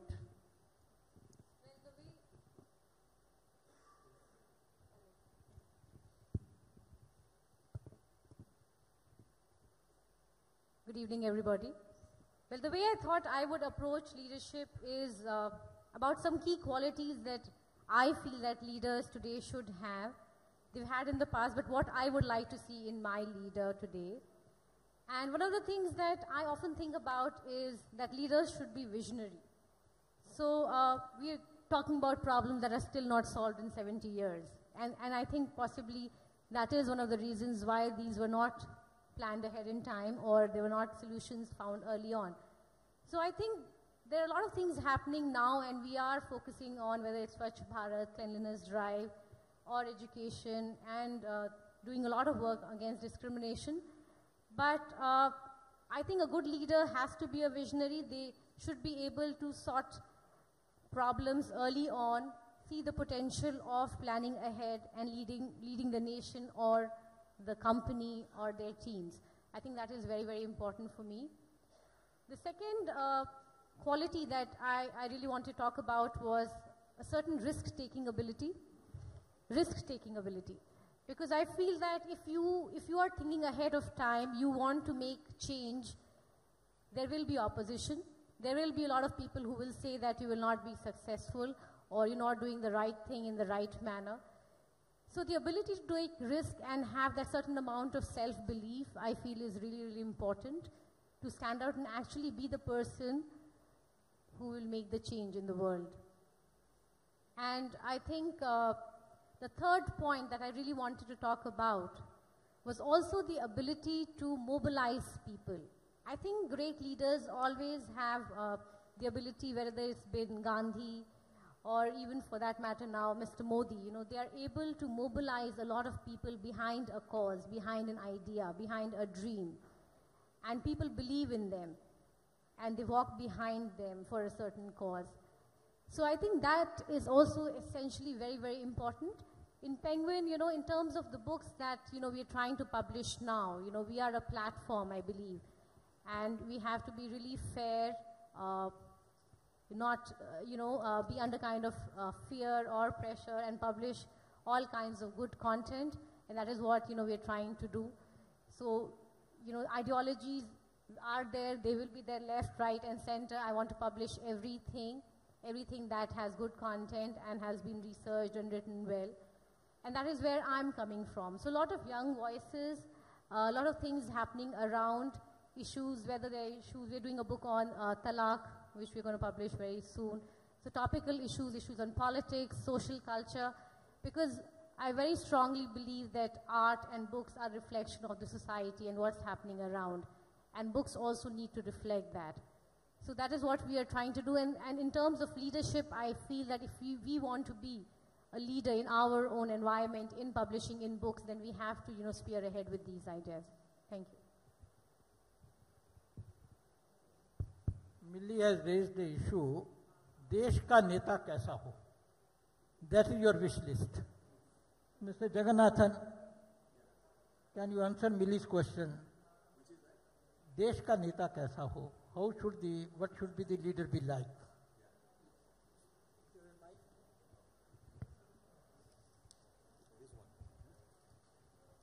Hello, can you hear me? Yeah. Actually, I'm not somebody who believes that you need to worry too much about leadership. I think देश का नेता कैसा हो will depend on देश का problems कैसा है वो. Just depending on what is the kind of issues you're trying to address, the right kind of leadership actually falls into place. Who would have thought that somebody who was nowhere in the picture about 5 years ago, suddenly the nation found a need for a strong leader, and that was the expressed thing. After the second term of the UPA led to such failures in terms of top-level governance, then suddenly a leadership got thrown up, right? We did not plan or plot for his rise as Prime Minister. Secondly, who would have thought, for example, issues of urban corruption and governance came up? Who would have thought that an Arvind Kejriwal would rise? I mean, we didn't think he would rise to become a Chief Minister. More recently, in say, even a Gujarat election, right? Regardless how the final results come out, suddenly you saw 3 young leaders, one of whom who cannot even fight an election, emerge. You know, all 20-something guys, 3 leaders emerge. Now, whether they are good leaders or bad leaders, or they are taking the wrong cues is a different issue. But leaders are emerging because depending on the challenges that get thrown up, you get the kind of leadership. You get leaders. Whether they are the right ones or not, only history will be able to say, because it depends on how they define the challenges. So I think it is better for us, when you are looking for 20th century leadership, it is best for us to look at what are the challenges that are coming up, and based on, if you are able to identify the right challenges, you will know what kind of leadership needs to emerge, and it will emerge. There is no question that it will not emerge. Okay. So I think that the 20th century was an aberration. Okay. We took many things for granted. We thought growth is the natural outcome of things. We thought that incomes have to rise, poverty has to fall, everybody has to progress, all nations have to become liberal, all nations have to become democracies. These were the assumptions of the 20th century, because they started on a negative note of 2 world wars, and after that you had massive credit-fueled growth, and where people lived beyond the means, they lived on credit card incomes, and they grew up, and whole of 20th century. But 21st century is not going to be a repeat of 20th century. While there will be growth in a large pockets, especially in places like India, so we are not in that category, but the world as a whole is seeing a population deceleration. Even in our case, the southern states are seeing a population deceleration. The other day, I heard that 9% of Kerala is migrant population, and soon all the southern states will have a huge chunk of people from the Hindi belt, which is why all this fight against Hindi and all doesn't make sense, because the whole Hindi belt is going to be sitting in the south. I mean, so I think we need to develop our language. That's a different thing. So 21st century challenges are completely different. First challenge is for leaders to know that the old ideologies are not working. It is no longer capitalism versus socialism. I mean, we know capitalism is probably the best instrument for generating wealth, but it has no answers on how that wealth needs to be distributed. Socialism at least seems to have the heart in the right place, but it doesn't know how to generate wealth. So the leaders that are getting thrown up today are actually the post-ideology age leaders. I mean, if you see, why does a Macron rise in France? Out of a blue, nobody even gave him a chance about a year ago, but suddenly he became the president of France. Trump, for example, I mean, people thought because of the poor character of the man, we thought he didn't deserve to be elected. But the fact was, he articulated a need in that society, and that is why people say, look, even if he's a womanizer, a misogynist, an idiot, a racist, they still voted for him. The guys, the deplorables voted for him, and they got him elected, right? That means the leader gets thrown up by the situation that exists there. So that's the first thing. So ideology, the post-ideology leader, where you say, what works? Can market economics work in this situation? We'll use it. If something else needs redistribution, we need to do it. Second challenge that leaders need to face is, technology has usually destroyed jobs and created jobs. But the difference in the 21st century is, the pace of change in technology has accelerated so much that people are not getting enough time to adjust to the change. I mean, when the motor car came, it took them 20 years before it became a mass product where the horse buggy was, guys could retrain and become assembly line workers or whatever. Okay, but that's not going to happen in today's technology age where the speed of change is so high that you are not going to adapt. But here India has a huge advantage because we have a young and teachable population provided we give them the right skills. Unlike West, where people are aging and you cannot teach them how to deal with new technology, here in 10 years we reached to 1.2 billion mobiles, we have a 1.2 billion Aadhaar numbers, we have a teachable population, and if you merely enable them, empower them, they will do very well. So the pace of technology, India can probably handle it faster than anybody else in the world, provided we help them. The third point I'd like to make is that one of the great thing that has been done by Mr. Modi is that he's been able to articulate great ideas and he's an inspirational leader. But the downside of having a Modi as leader is something that this country cannot afford. What is it? That I think he is believed too much, he has generated a belief that Delhi has the answer to many things. But that's not correct. We keep asking him, where are the jobs? As though Narendra Modi is going to create jobs. Yes, he can create jobs somewhat by shoving money in the right places. But this is a question you should ask 29 chief ministers. Every single thing relating to job creation is actually in state hands. You can change labor laws, you can change agriculture laws, you can change land laws. All the unreformed factor markets are all in the state sector. But states are happy to shift the blame to Delhi. Of course, because he promised Achedin, you can well hold him accountable for it. But we have made mistakes like this, where we have tried to shove a responsibility on Mr. Modi, though he promised it all right, but the real solutions lie in the states and in the cities. We have disempowered our cities. Our biggest job creation engines are in urban areas, not in rural areas.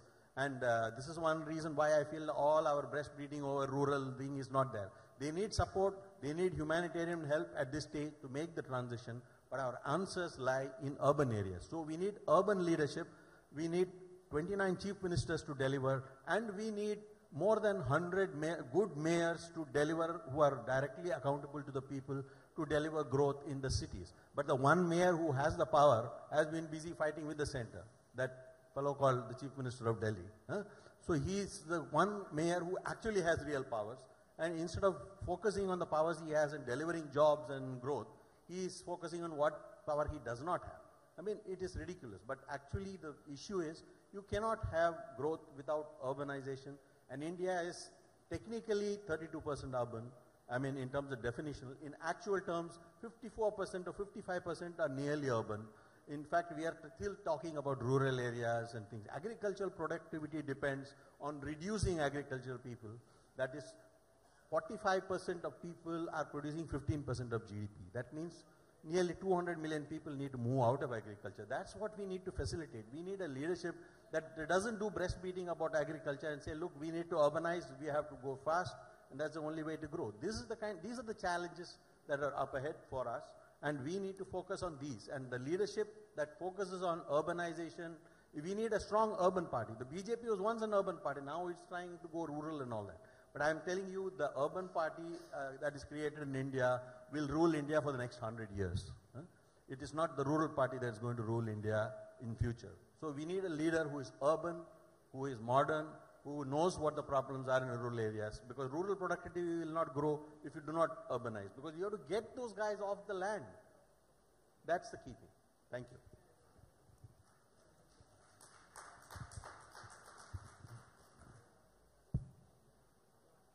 Many interesting points, and a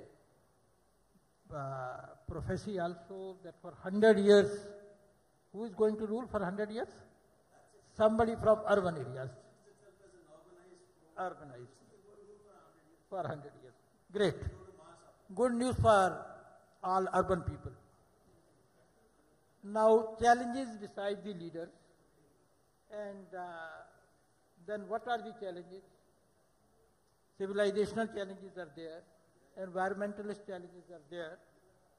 And then there are high hopes raised by Prime Minister Narendra Modi, but whether he can deliver.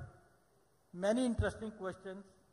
And the last speaker of the panel, Mr. Prabhu Chawla, for you.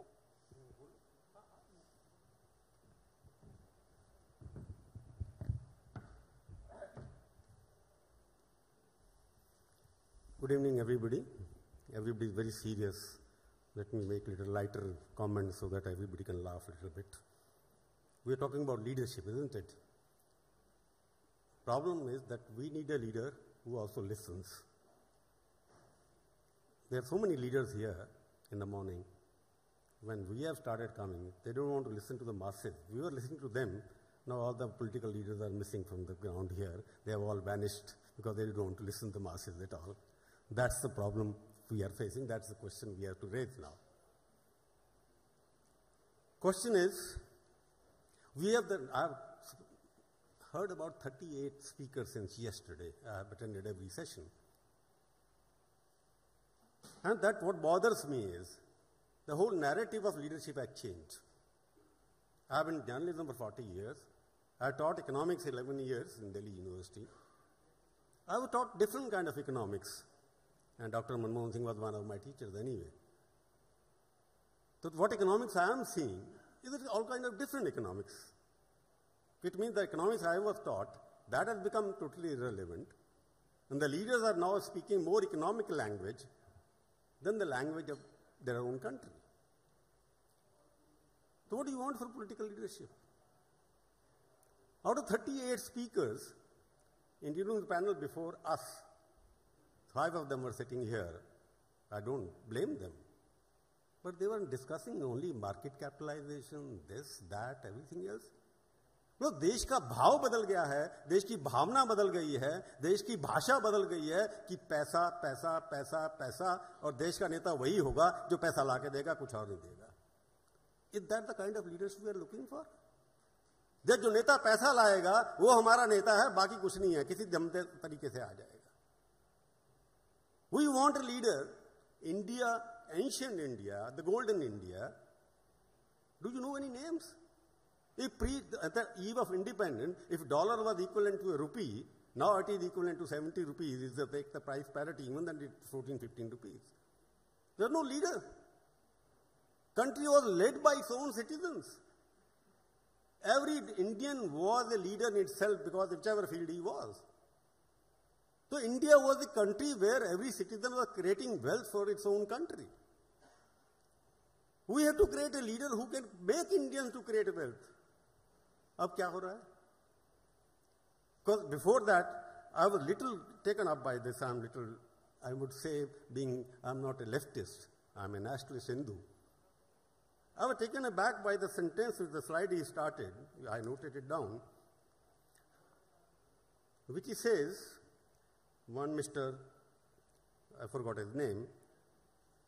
He wrote in the first slide, he gave the slide presentation. I think he was from IDFC Bank. I hope he's here. He's talking about first slide. Leadership is needed to make a political case for a market-based economy.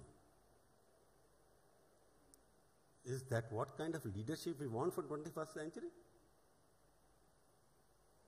That a leader should think in terms of market, not in terms of mankind. My problem is, today who's the leader of this world? Today the leader is terror. Today the leader is market.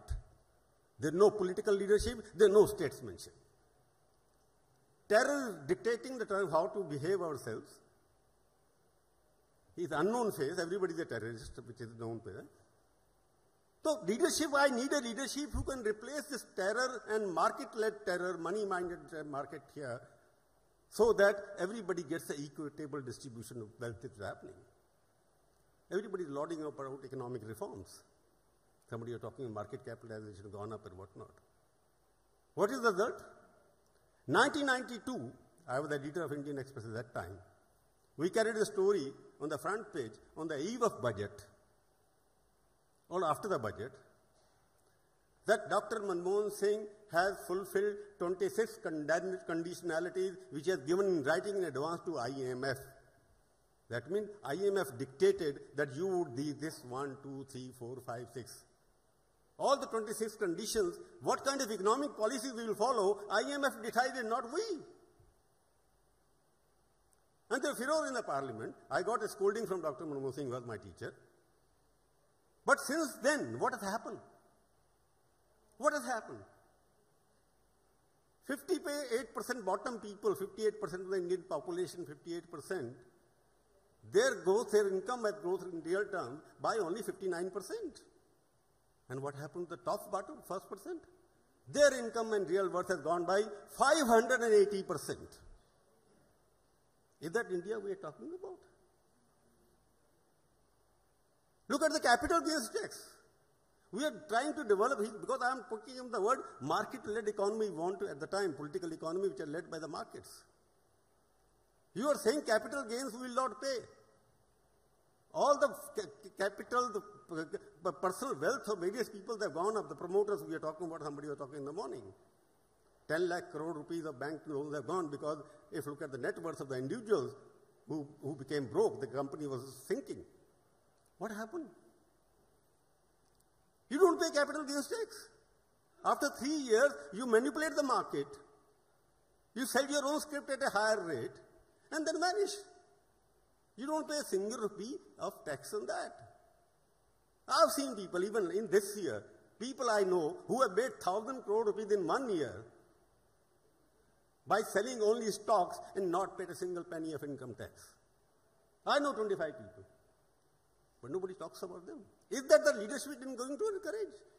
If I sell my pen, which I bought for 25 rupees, if I sell it for 200 rupees, I'll pay tax on it. But if I sell my stock paper, which is not visible anymore, I don't have to pay any tax. And this has led to the problem here. So I need a leadership which can create some kind of a confidence. There should be, what I say, there should be some kind of a 5 qualities of a leader. He should be impactful. There should be 4 I's, I call them. I of a leader, I means something else here, I means I. But these are the I's of I.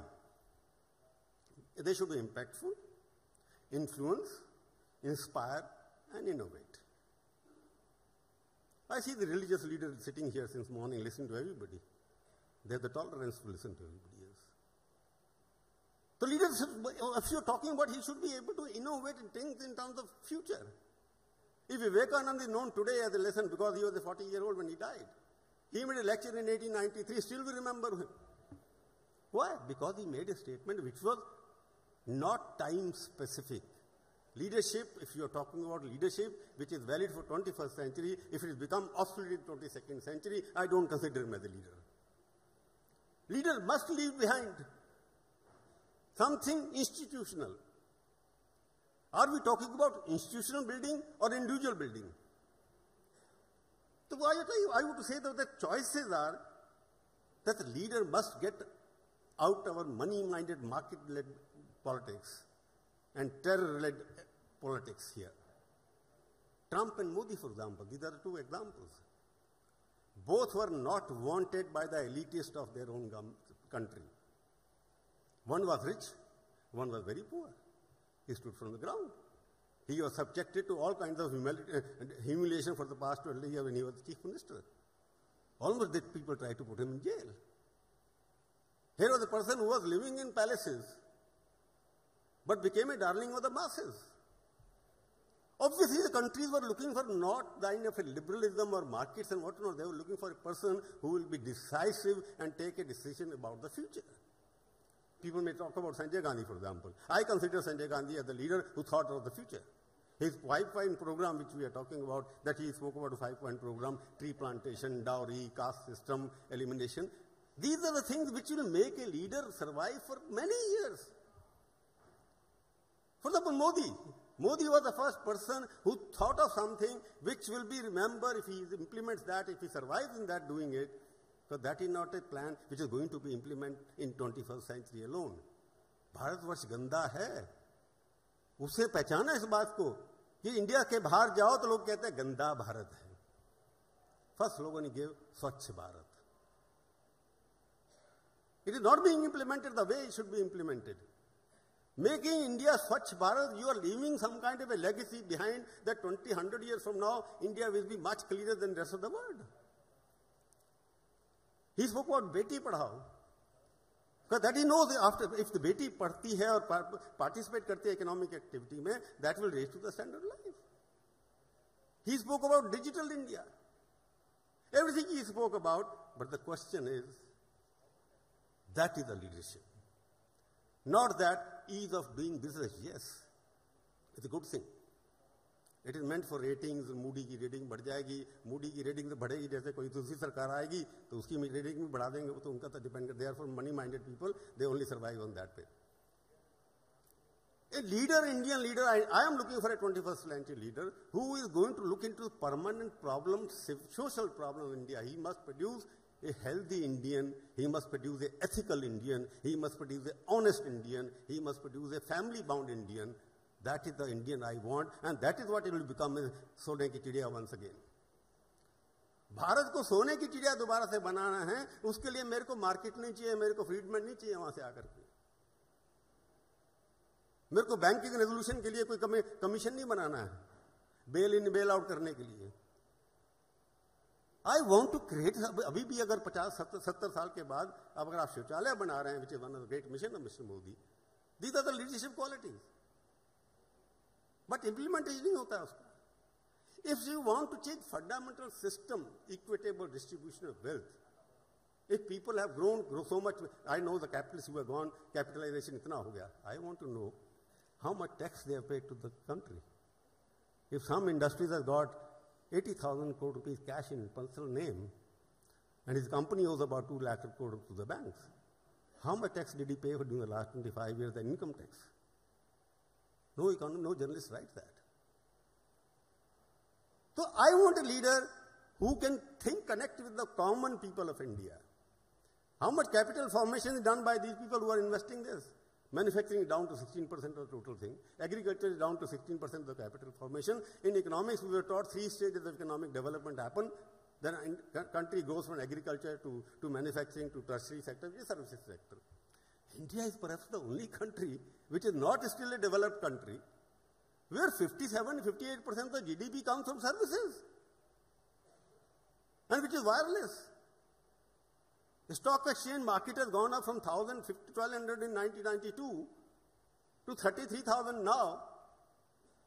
What is the per capita income gone? Real per capita income. Nothing. So this is the question arises here कि आपको नेता ऐसा चाहिए जो अभिनेता नहीं हो, जो जनता के साथ जुड़ा हुआ हो, अपने देश के अंदर किस तरीके से आने वाली जो समस्याएं, या इंटरनेशनल की बात करेंगे. I'm looking at India, which was being divided on caste lines, on communal lines. First time I'm seeing riots, communal riots have come down in India. Nobody talking about anything. आज से 5 साल पहले अगर तलाक की बात करते, ट्रिपल तलाक होना चाहिए, बंद होना चाहिए, शायद कंट्री के अंदर पार्लियामेंट असेंबली में रेजोल्यूशन पास होते, एनजीओ धरना देते थे. आज क्यों नहीं देते? Atmosphere has been created कि India has to become one in terms of culture.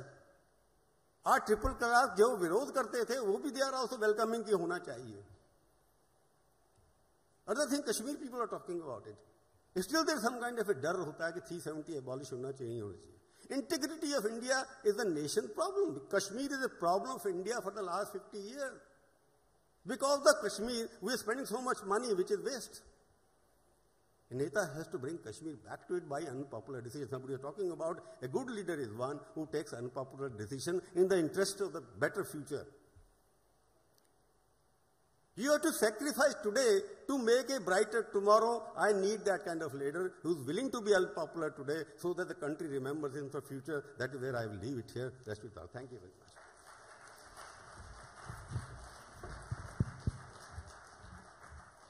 Thank you, Chawla ji. Very passionate presentation, but you have raised a very interesting and important question. Is there a contradiction between a market and a welfare state, basically? Can a country have a market-friendly government and also a welfare government? Or are they contradiction in terms? Any take, Raj, on this? No, I think Prabhu spoke very forcefully about it. But, I don't think it's this or that. I think you have to have both in that sense. But just dwelling on the question of leadership and what he was mentioning, when we do our Mood of the Nation polls, the main thing is when she talked about vision, Jaggi talked about various other issues in terms of what constitutes leadership, it's finally addressing people's issues. That's what you're getting down to. It's a conversation that you have, and Prabhu rightly pointed out, do we have that conversation with the common man to find out? Secondly, the presumption that it is the leader that throws up the solutions. Sometimes the leader is a great amalgamator. He takes various points from the people, understands it, molds a solution that they buy in. You cannot lead people unless they feel that they're in charge of their lives. And then you will find a win-win situation. If it is an imposition, you will get revolution. You will have issues of delivery. And I'm just bringing in these two issues I wanted to bring. One, when we did the Mood of the Nation polls, which we do every 6 months, India Today has been doing it now since 2003, I call this demographic fundamentalism that comes out of it. 3 big issues always dominate the people's mind. One, of course, is jobs, and as you can see, the debate that is now across the country about whether we have jobless growth, not having it, and the discontent you can see. Second is prices, inflation, right? And the third issue is corruption. So any leader who's able to tackle, therefore, if you see Mr. Modi's focus is when he talks of demonetization, he talks of attacking corruption. When he says GST, apart from ease of doing business, he's also saying, I'm cutting out all those people who are not paying the taxes and bringing them into the tax bracket. Then when you look at prices, fortunately for the government, this government, petrol prices have kept inflation low, but it is beginning to raise its head again. And jobs is the critical thing. If there's discontent, you will see that because the GDP, whatever you might talk, welfare state or market-led state, if there is no, at the end of the day, a GDP figure for me and my family means what job have I got? What food am I putting on the table? What house am I living in? So I think there is a lot of pragmatism that you have to work when you work with this. Now I'll just bring you an example of Dr. Kalam, since our Vice President mentioned him. I happened to study his leadership in terms of the fact that when he was in charge of DRDO, and he gave India's nuclear future. And I studied his kind of management of leadership. Now, Dr. Kalam had a tremendous ability. And if you can call that qualities of leadership, yes, that's quality. The first quality he had was humility. He never, if you spoke to him, ever talked down at you. He never made it seem that he was the superior person and you had to sit and listen. He would engage you with a conversation that was always empathizing with you, understanding you. The second thing he did was that he was a very hard worker himself. He was selfless in the way he did it. I mean, most of my interviews with him was at 1 o'clock in the night for my book. I did a book called Weapons of Peace. It looked at India's nuclear history, and that had Dr. Kalam as a central figure of it. You would see that, he would selflessly, he had no other life. He would stay in a small room, though he was entitled to a secretary's house or whatever it is, he would stay in that. The third thing he would do was he would have a very clear vision of what needs to be done, which you're talking about. If it is building the Agni missile, who has to do what? And when he went down and asked the people, he would never say, this, I know the solution. He would say, and in the most gentle manner, he would come and say, there is a problem. What can we do about it? So then the scientists would throw, and he would bring in a great deal of, let us say, democracy into that decision making. But he would say that I would never attend a meeting unless I was fully prepared. And I would take decisions irrespective of, if that person was not present, I would do it. So most of his directors would make sure they were present in the meeting. But he would ensure that he would get all the opinion, fix targets, and when those targets were not met, he would go back. He would follow every single person. He micromanaged also, but in a very gentle way. He was not like a taskmaster. He would come and say, see, those people are waiting. So it always brings this quality of empathy in it. So if you look at a leader, and then look at what happens to him. He becomes president of India. I mean, the highest office No, gets that Bharat Ratna. needed a man like Vajpayee to pick him up. Well, I don't know. I mean, fair enough. No, Otherwise, all these merits would have remained. You know, who finally did the thing? I'm not getting, but I'm saying that qualities of leadership that you look, you know, one we look at a political leader, one we look at a science leader who then becomes a people's president. And those qualities you would see stays with him in this. So that empathy, and I think that's what India needs also. It's a very complex country, 29 states, virtually like independent countries themselves, speaking different languages, following their own faiths. How would you run a country unless you have conversations of some kind? How would you bring them in? One is by force and say, no, this is my belief. You will end, I believe, in revolution. The other is to build win-win, convince them. And I think Dr. Kalam's leadership is very relevant because he always brought win-win. He never imposed his will. And being a Muslim, let us say, he would have the Bhagavad Gita here, he would have the Quran here, he made no difference. You would not feel that he was of a particular religion. He felt he was for humanity. And I think that's the quality of leadership. Thank you. Thank you, Raj. Now, you said that India today has been carrying on surveys, mood of the nation. And 3 issues stand out: jobs, prices, and corruption. Now, all the 3. I only say one issue: whenever there is a war or anything, then security dominates. So if there's a Kargil war, of course, that will take precedence. No, you have been carrying surveys on other things also, but let us not talk about them at the moment. Now, all the 3 issues, they are somewhere connected with education, the quality of education which we impart and which figured. Being in public life, I have a very interesting experience. People come to us for jobs. And what is the usual scene? You have 2, 3, 4 young men in 20s standing outside your door who have been referred to by somebody from somewhere. So this is how the conversation goes with them. बेटा क्या किस काम से आए आप? सब नौकरी चाहिए.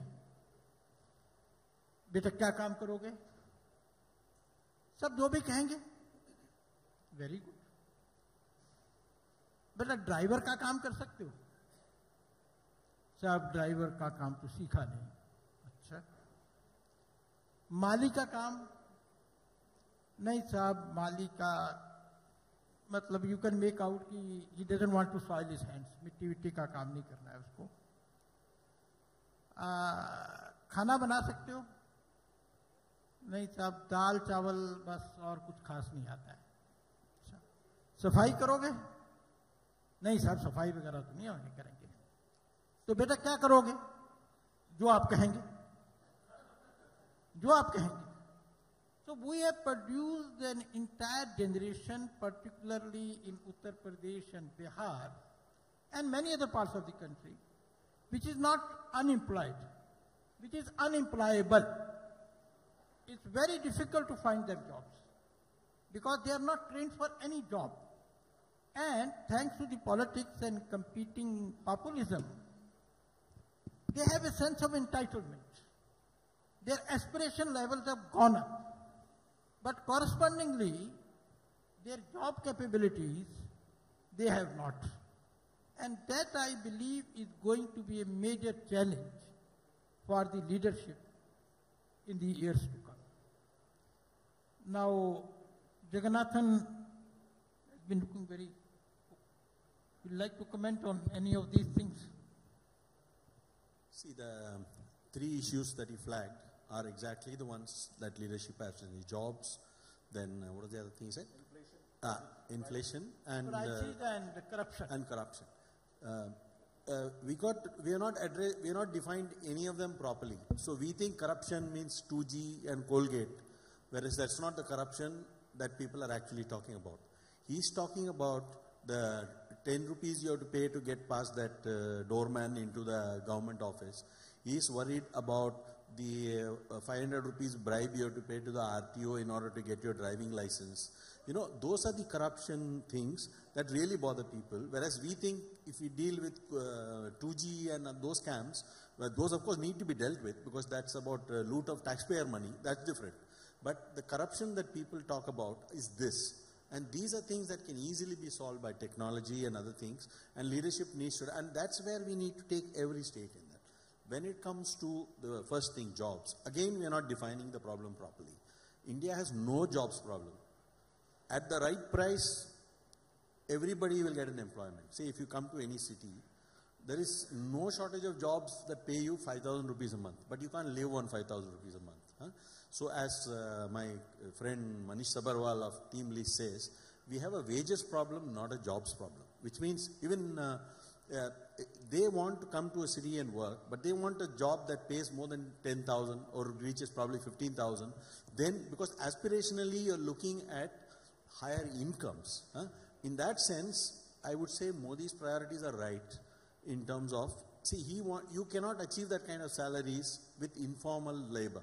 You can only when you formalize employment and improve productivity, will you get jobs that pay you 10 to 15,000 at a basic level of skills, right? So when you are saying, see, demonetization may have misfired in terms of the jobs it cost, and GST also may be causing some heartburn on jobs. In the short run, it will cost people. But if you are able to formalize more jobs in the future, and these people are able to improve productivity, you will have better quality jobs coming in. And over a period of time, better quality of jobs will create more jobs because there is more purchasing power with people. They will then become a spending community, and it's a long process. So immediately you may have faced a fall in jobs, but formalization is an important part of improving jobs, because the problem is not jobs alone, it's jobs with the right kind of incomes, you know. So that's where we are not getting it right. But Jagannathan, my experience has been slightly different. In Delhi, it is easier to get an appointment with a cardiac surgeon or a cancer specialist than getting an appointment with an electrician or a plumber or a carpenter. This is a real problem. You start looking for a carpenter, you may not get a carpenter for 4 days, 5 days, and he may give you appointment and may not turn up. So it's a very interesting problem. I think Mr. Chawla wants to say something. Well, I did want to comment on the problem of education, because I do feel very strongly about it. I think jobs are closely related to education, as you were saying, and unless we have skilled workforce, we have people trained to do a particular kind of job, it is going to be a problem, because you'll have, you know, India is a young country. There are so many people between, 15 to 35 age group. But if they are not getting the kind of skills that they need to get a job at every level, whether it is at 10,000 or 20,000 or a lakh rupees, I think that is going to be a problem. One of the reasons I feel that India benefited, after globalization and, the whole IT boom that happened, it was because we had so many engineers. There were IT companies and there were engineers who could cater to the demand outside India, and we did make good, and the economy did benefit with that. So I think skill development is a challenge that leaders of the country will have to address if you're going to cater to problems of jobs, of poverty.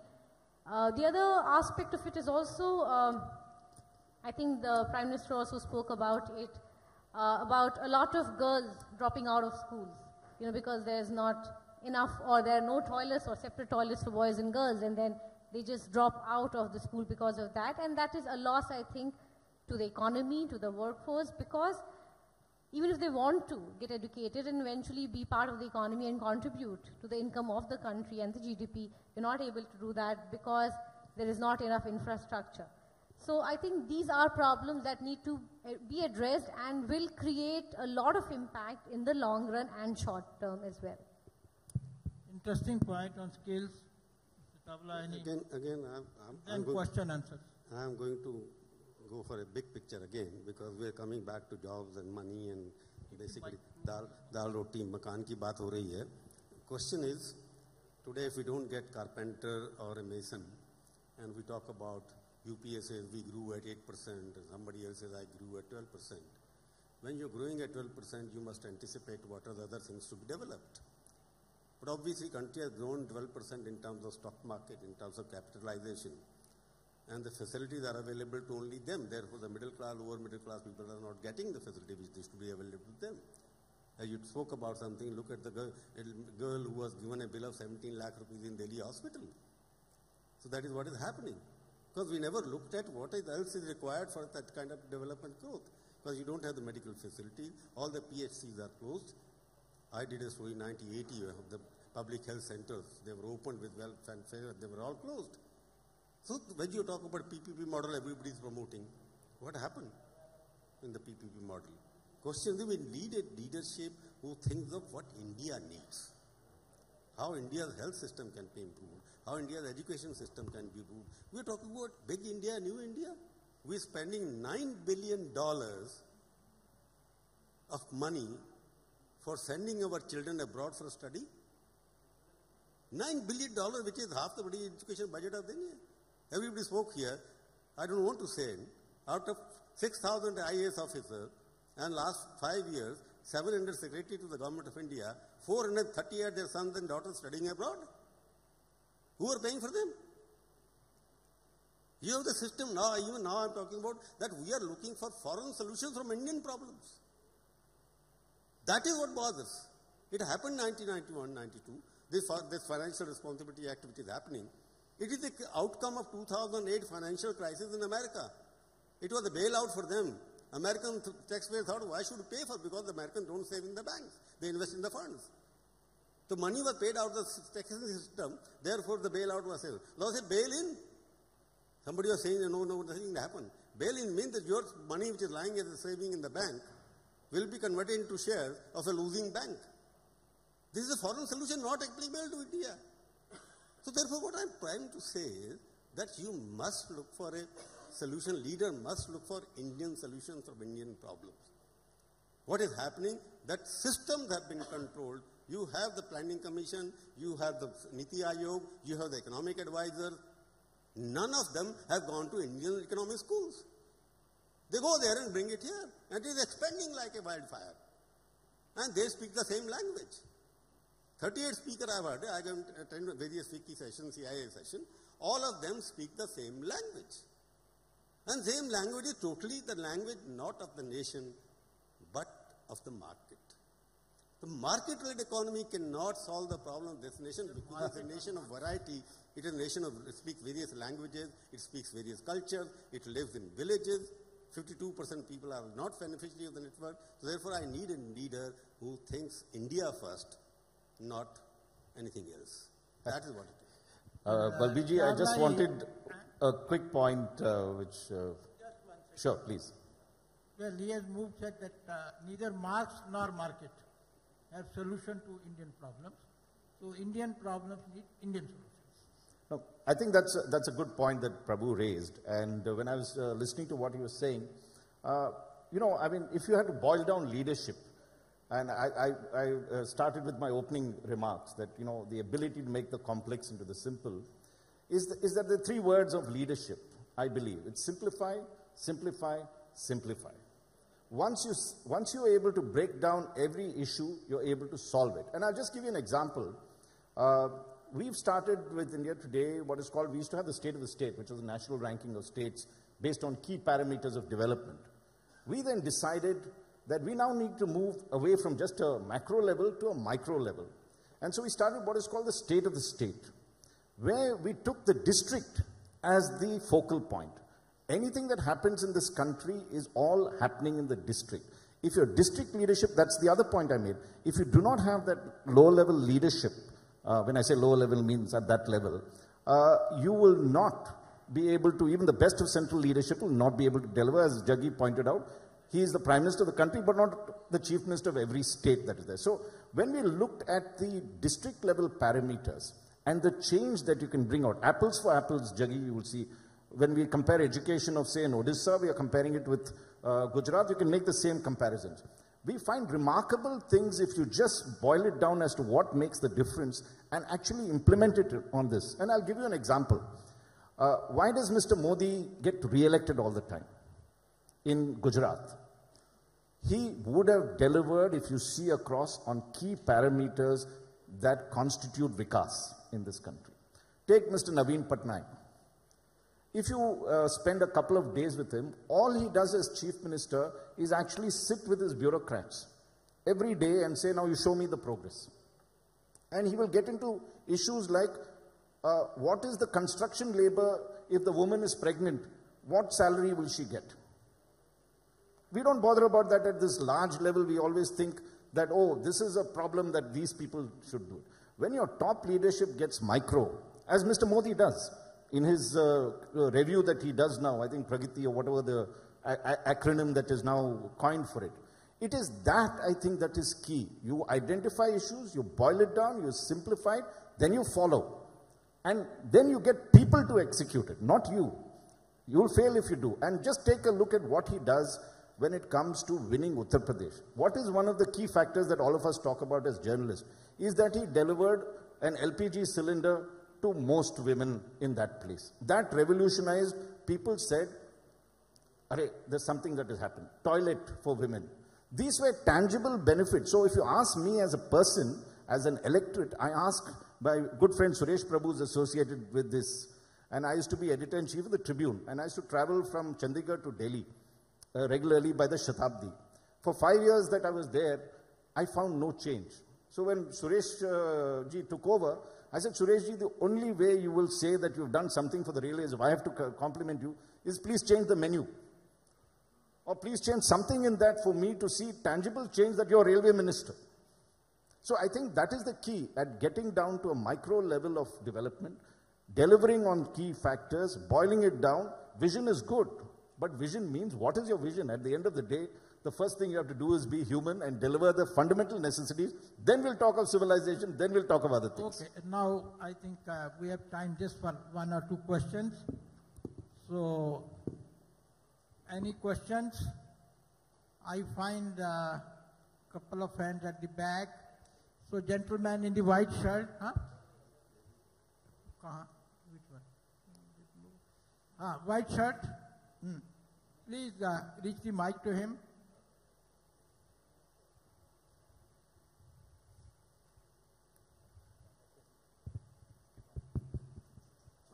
My question is to Raj sir. The problem, I'll talk with leadership in context to media. The problem with today's mainstream media is, for the media, Jignesh Mevani, people like Jignesh Mevani and others dominate the Dalit narrative. People like Asad Owaisi and those Muslim personal law board guys dominate the Muslim thought narrative. And people like Milind Kamble, who are actually doing fabulous work for the Dalits, empowering them by giving them more than millions of jobs of the Dalit Indian Chamber of Commerce, they don't get a say in the media, as well as Syed Chisti Saab, who is from Ajmer Sharif, a very progressive and a very moderate thought. He doesn't get a say in the media. This is how we are going, creating leaders, or it is just negativism that the media has shown always? Well, for me, you're addressing it to me, or you want me to answer? Okay. Me? Prabhu or Raj? Raj. Well, Prabhu can also step in on this question. I think there was a debate earlier. Some of my colleagues were part of the mainstream media issue. One is not holding a candle to the media and its behavior. There are a lot of things we are deeply concerned at the way the media is headed, particularly when technology has completely disrupted our entire way of doing things. And social media now dominates, fake news dominates, Twitter campaigns go on, trolling goes on. There's very little of the old media as we know it. So there is a crisis of credibility in the media. We all have to admit it. There is, I think, a crisis of clarity. Yes, there is. And there's a crisis of relevance. Each of these three things are very important issues that need to be addressed, not just by the media, but across the spectrum, to see what are we doing when we report and bring to light public information. What is it that the public want? Now you'll find also that it always takes 2 hands to clap. Why are TRP ratings so high when there's a shouting match on television? So you will see one particular channel gets the TRP, whereas you cannot even understand the debate that is going on. There's very little clarity that goes on. So I think a lot of the responsibility lies on both fronts. And I think media is largely to blame in terms of the way it has let the narrative go astray on this matter. I think I'll add what Raj is saying, just a minute, because I just was reading tweet and there is a very interesting tweet on media. I'm the oldest here, the senior most journalist is still working. World Economic Forum has released a report today in Davos. Prime Minister is going there next month. World Economic Forum, which released the report, has labeled the Indian media the most untrusted in the world. Prabhu, you should believe the foreign hand. Let me complete, because I agree with it, because I read what is the I'll complete one more sentence.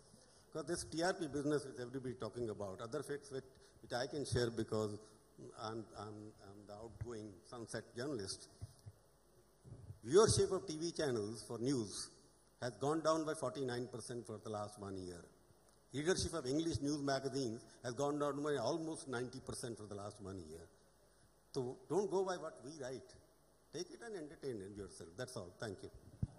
See, just 1 second. Leader like Owaisi speak so that they can get votes, and TVs report them so that they can get TRP. As simple as that. Now there was a lady at the back who wanted to ask something. I wanted to ask a question. Please identify yourself. My name is Purvi. I wanted to ask one question to Prabhu sir. Lately you were talking about investments and the fundings that come into our country, about the leader, kind of a leader. So basic economics, we learned that when investment comes in, income increases in general and GDP also increases. So, and related to that, whatever you said was a bit contradiction according to me. So I would ask you that what exactly is the thing which I have understood and what you have said? You said when the invest comes, you are saying investment comes. That is the basic investment multiplier that I have read. You are absolutely right, because economics which is applicable to, please sit down, the policies which are applicable to that rich country are not applicable to the underdeveloped or developing countries. What was our fiscal deficit? Now fashionable that I have reduced the fiscal deficit. That is the reason for unemployment in this country. Fiscal deficit is always meant to finance social schemes. Ever since this concept of World Bank-led fiscal deficit started with Mr. Jagannathan is a votary and supporter of fiscal deficit. When the government starts spending less and less, and corporate people spend more and more on their profit-sharing and private planes, you won't get the job. Investment, yes, but investment should be done in public utilities, will be spent by government, and in all the profit-making venture will be done by private people. And that is what is happening. I'm talking about investment should be done by government by charging the rich. I'm a socialist by that. It doesn't mean they're unreasonable rich. So investment, what you're saying, as an economist, by education, our investment in public utilities is going down, which is going to create the job. We are only investing in those areas where the rich can make more money and not the poor. That is what is happening. I think with these words of wisdom, we bring this session to an end. Thank you, Raj. Thank you, Millie. Thank you, Prabhu. Thank you, Mr. Jagannathan. And thank you all.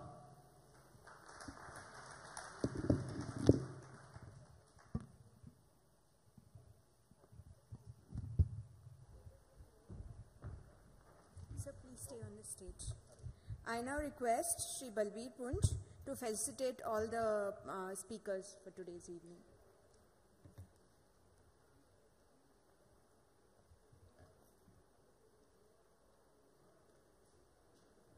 Millie Aishwarya ji.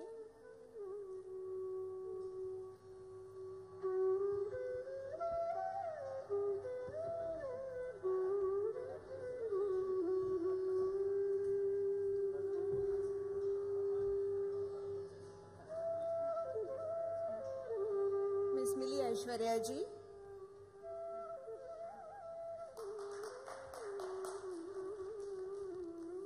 Shri Prabhu Chawla ji.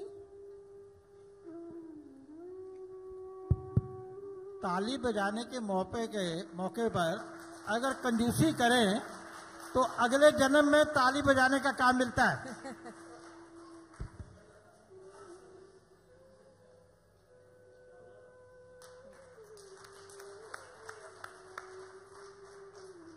Raj Chengappa ji. Nee, Jaggi is the host, so.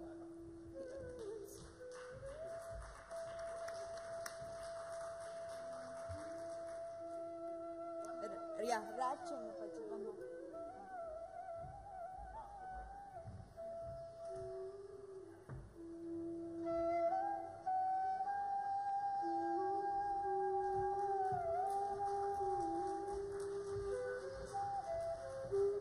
Now I request Ms. Vijayalakshmi Vijay Kumar to come to the stage and felicitate Shri Balbir Punji.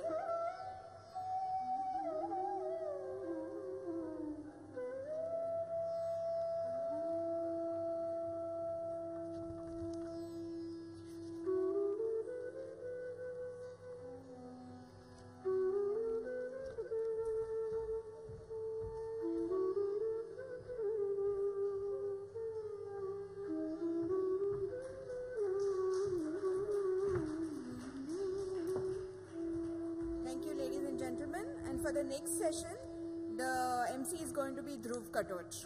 Thank you. Please be seated. The next session will start immediately.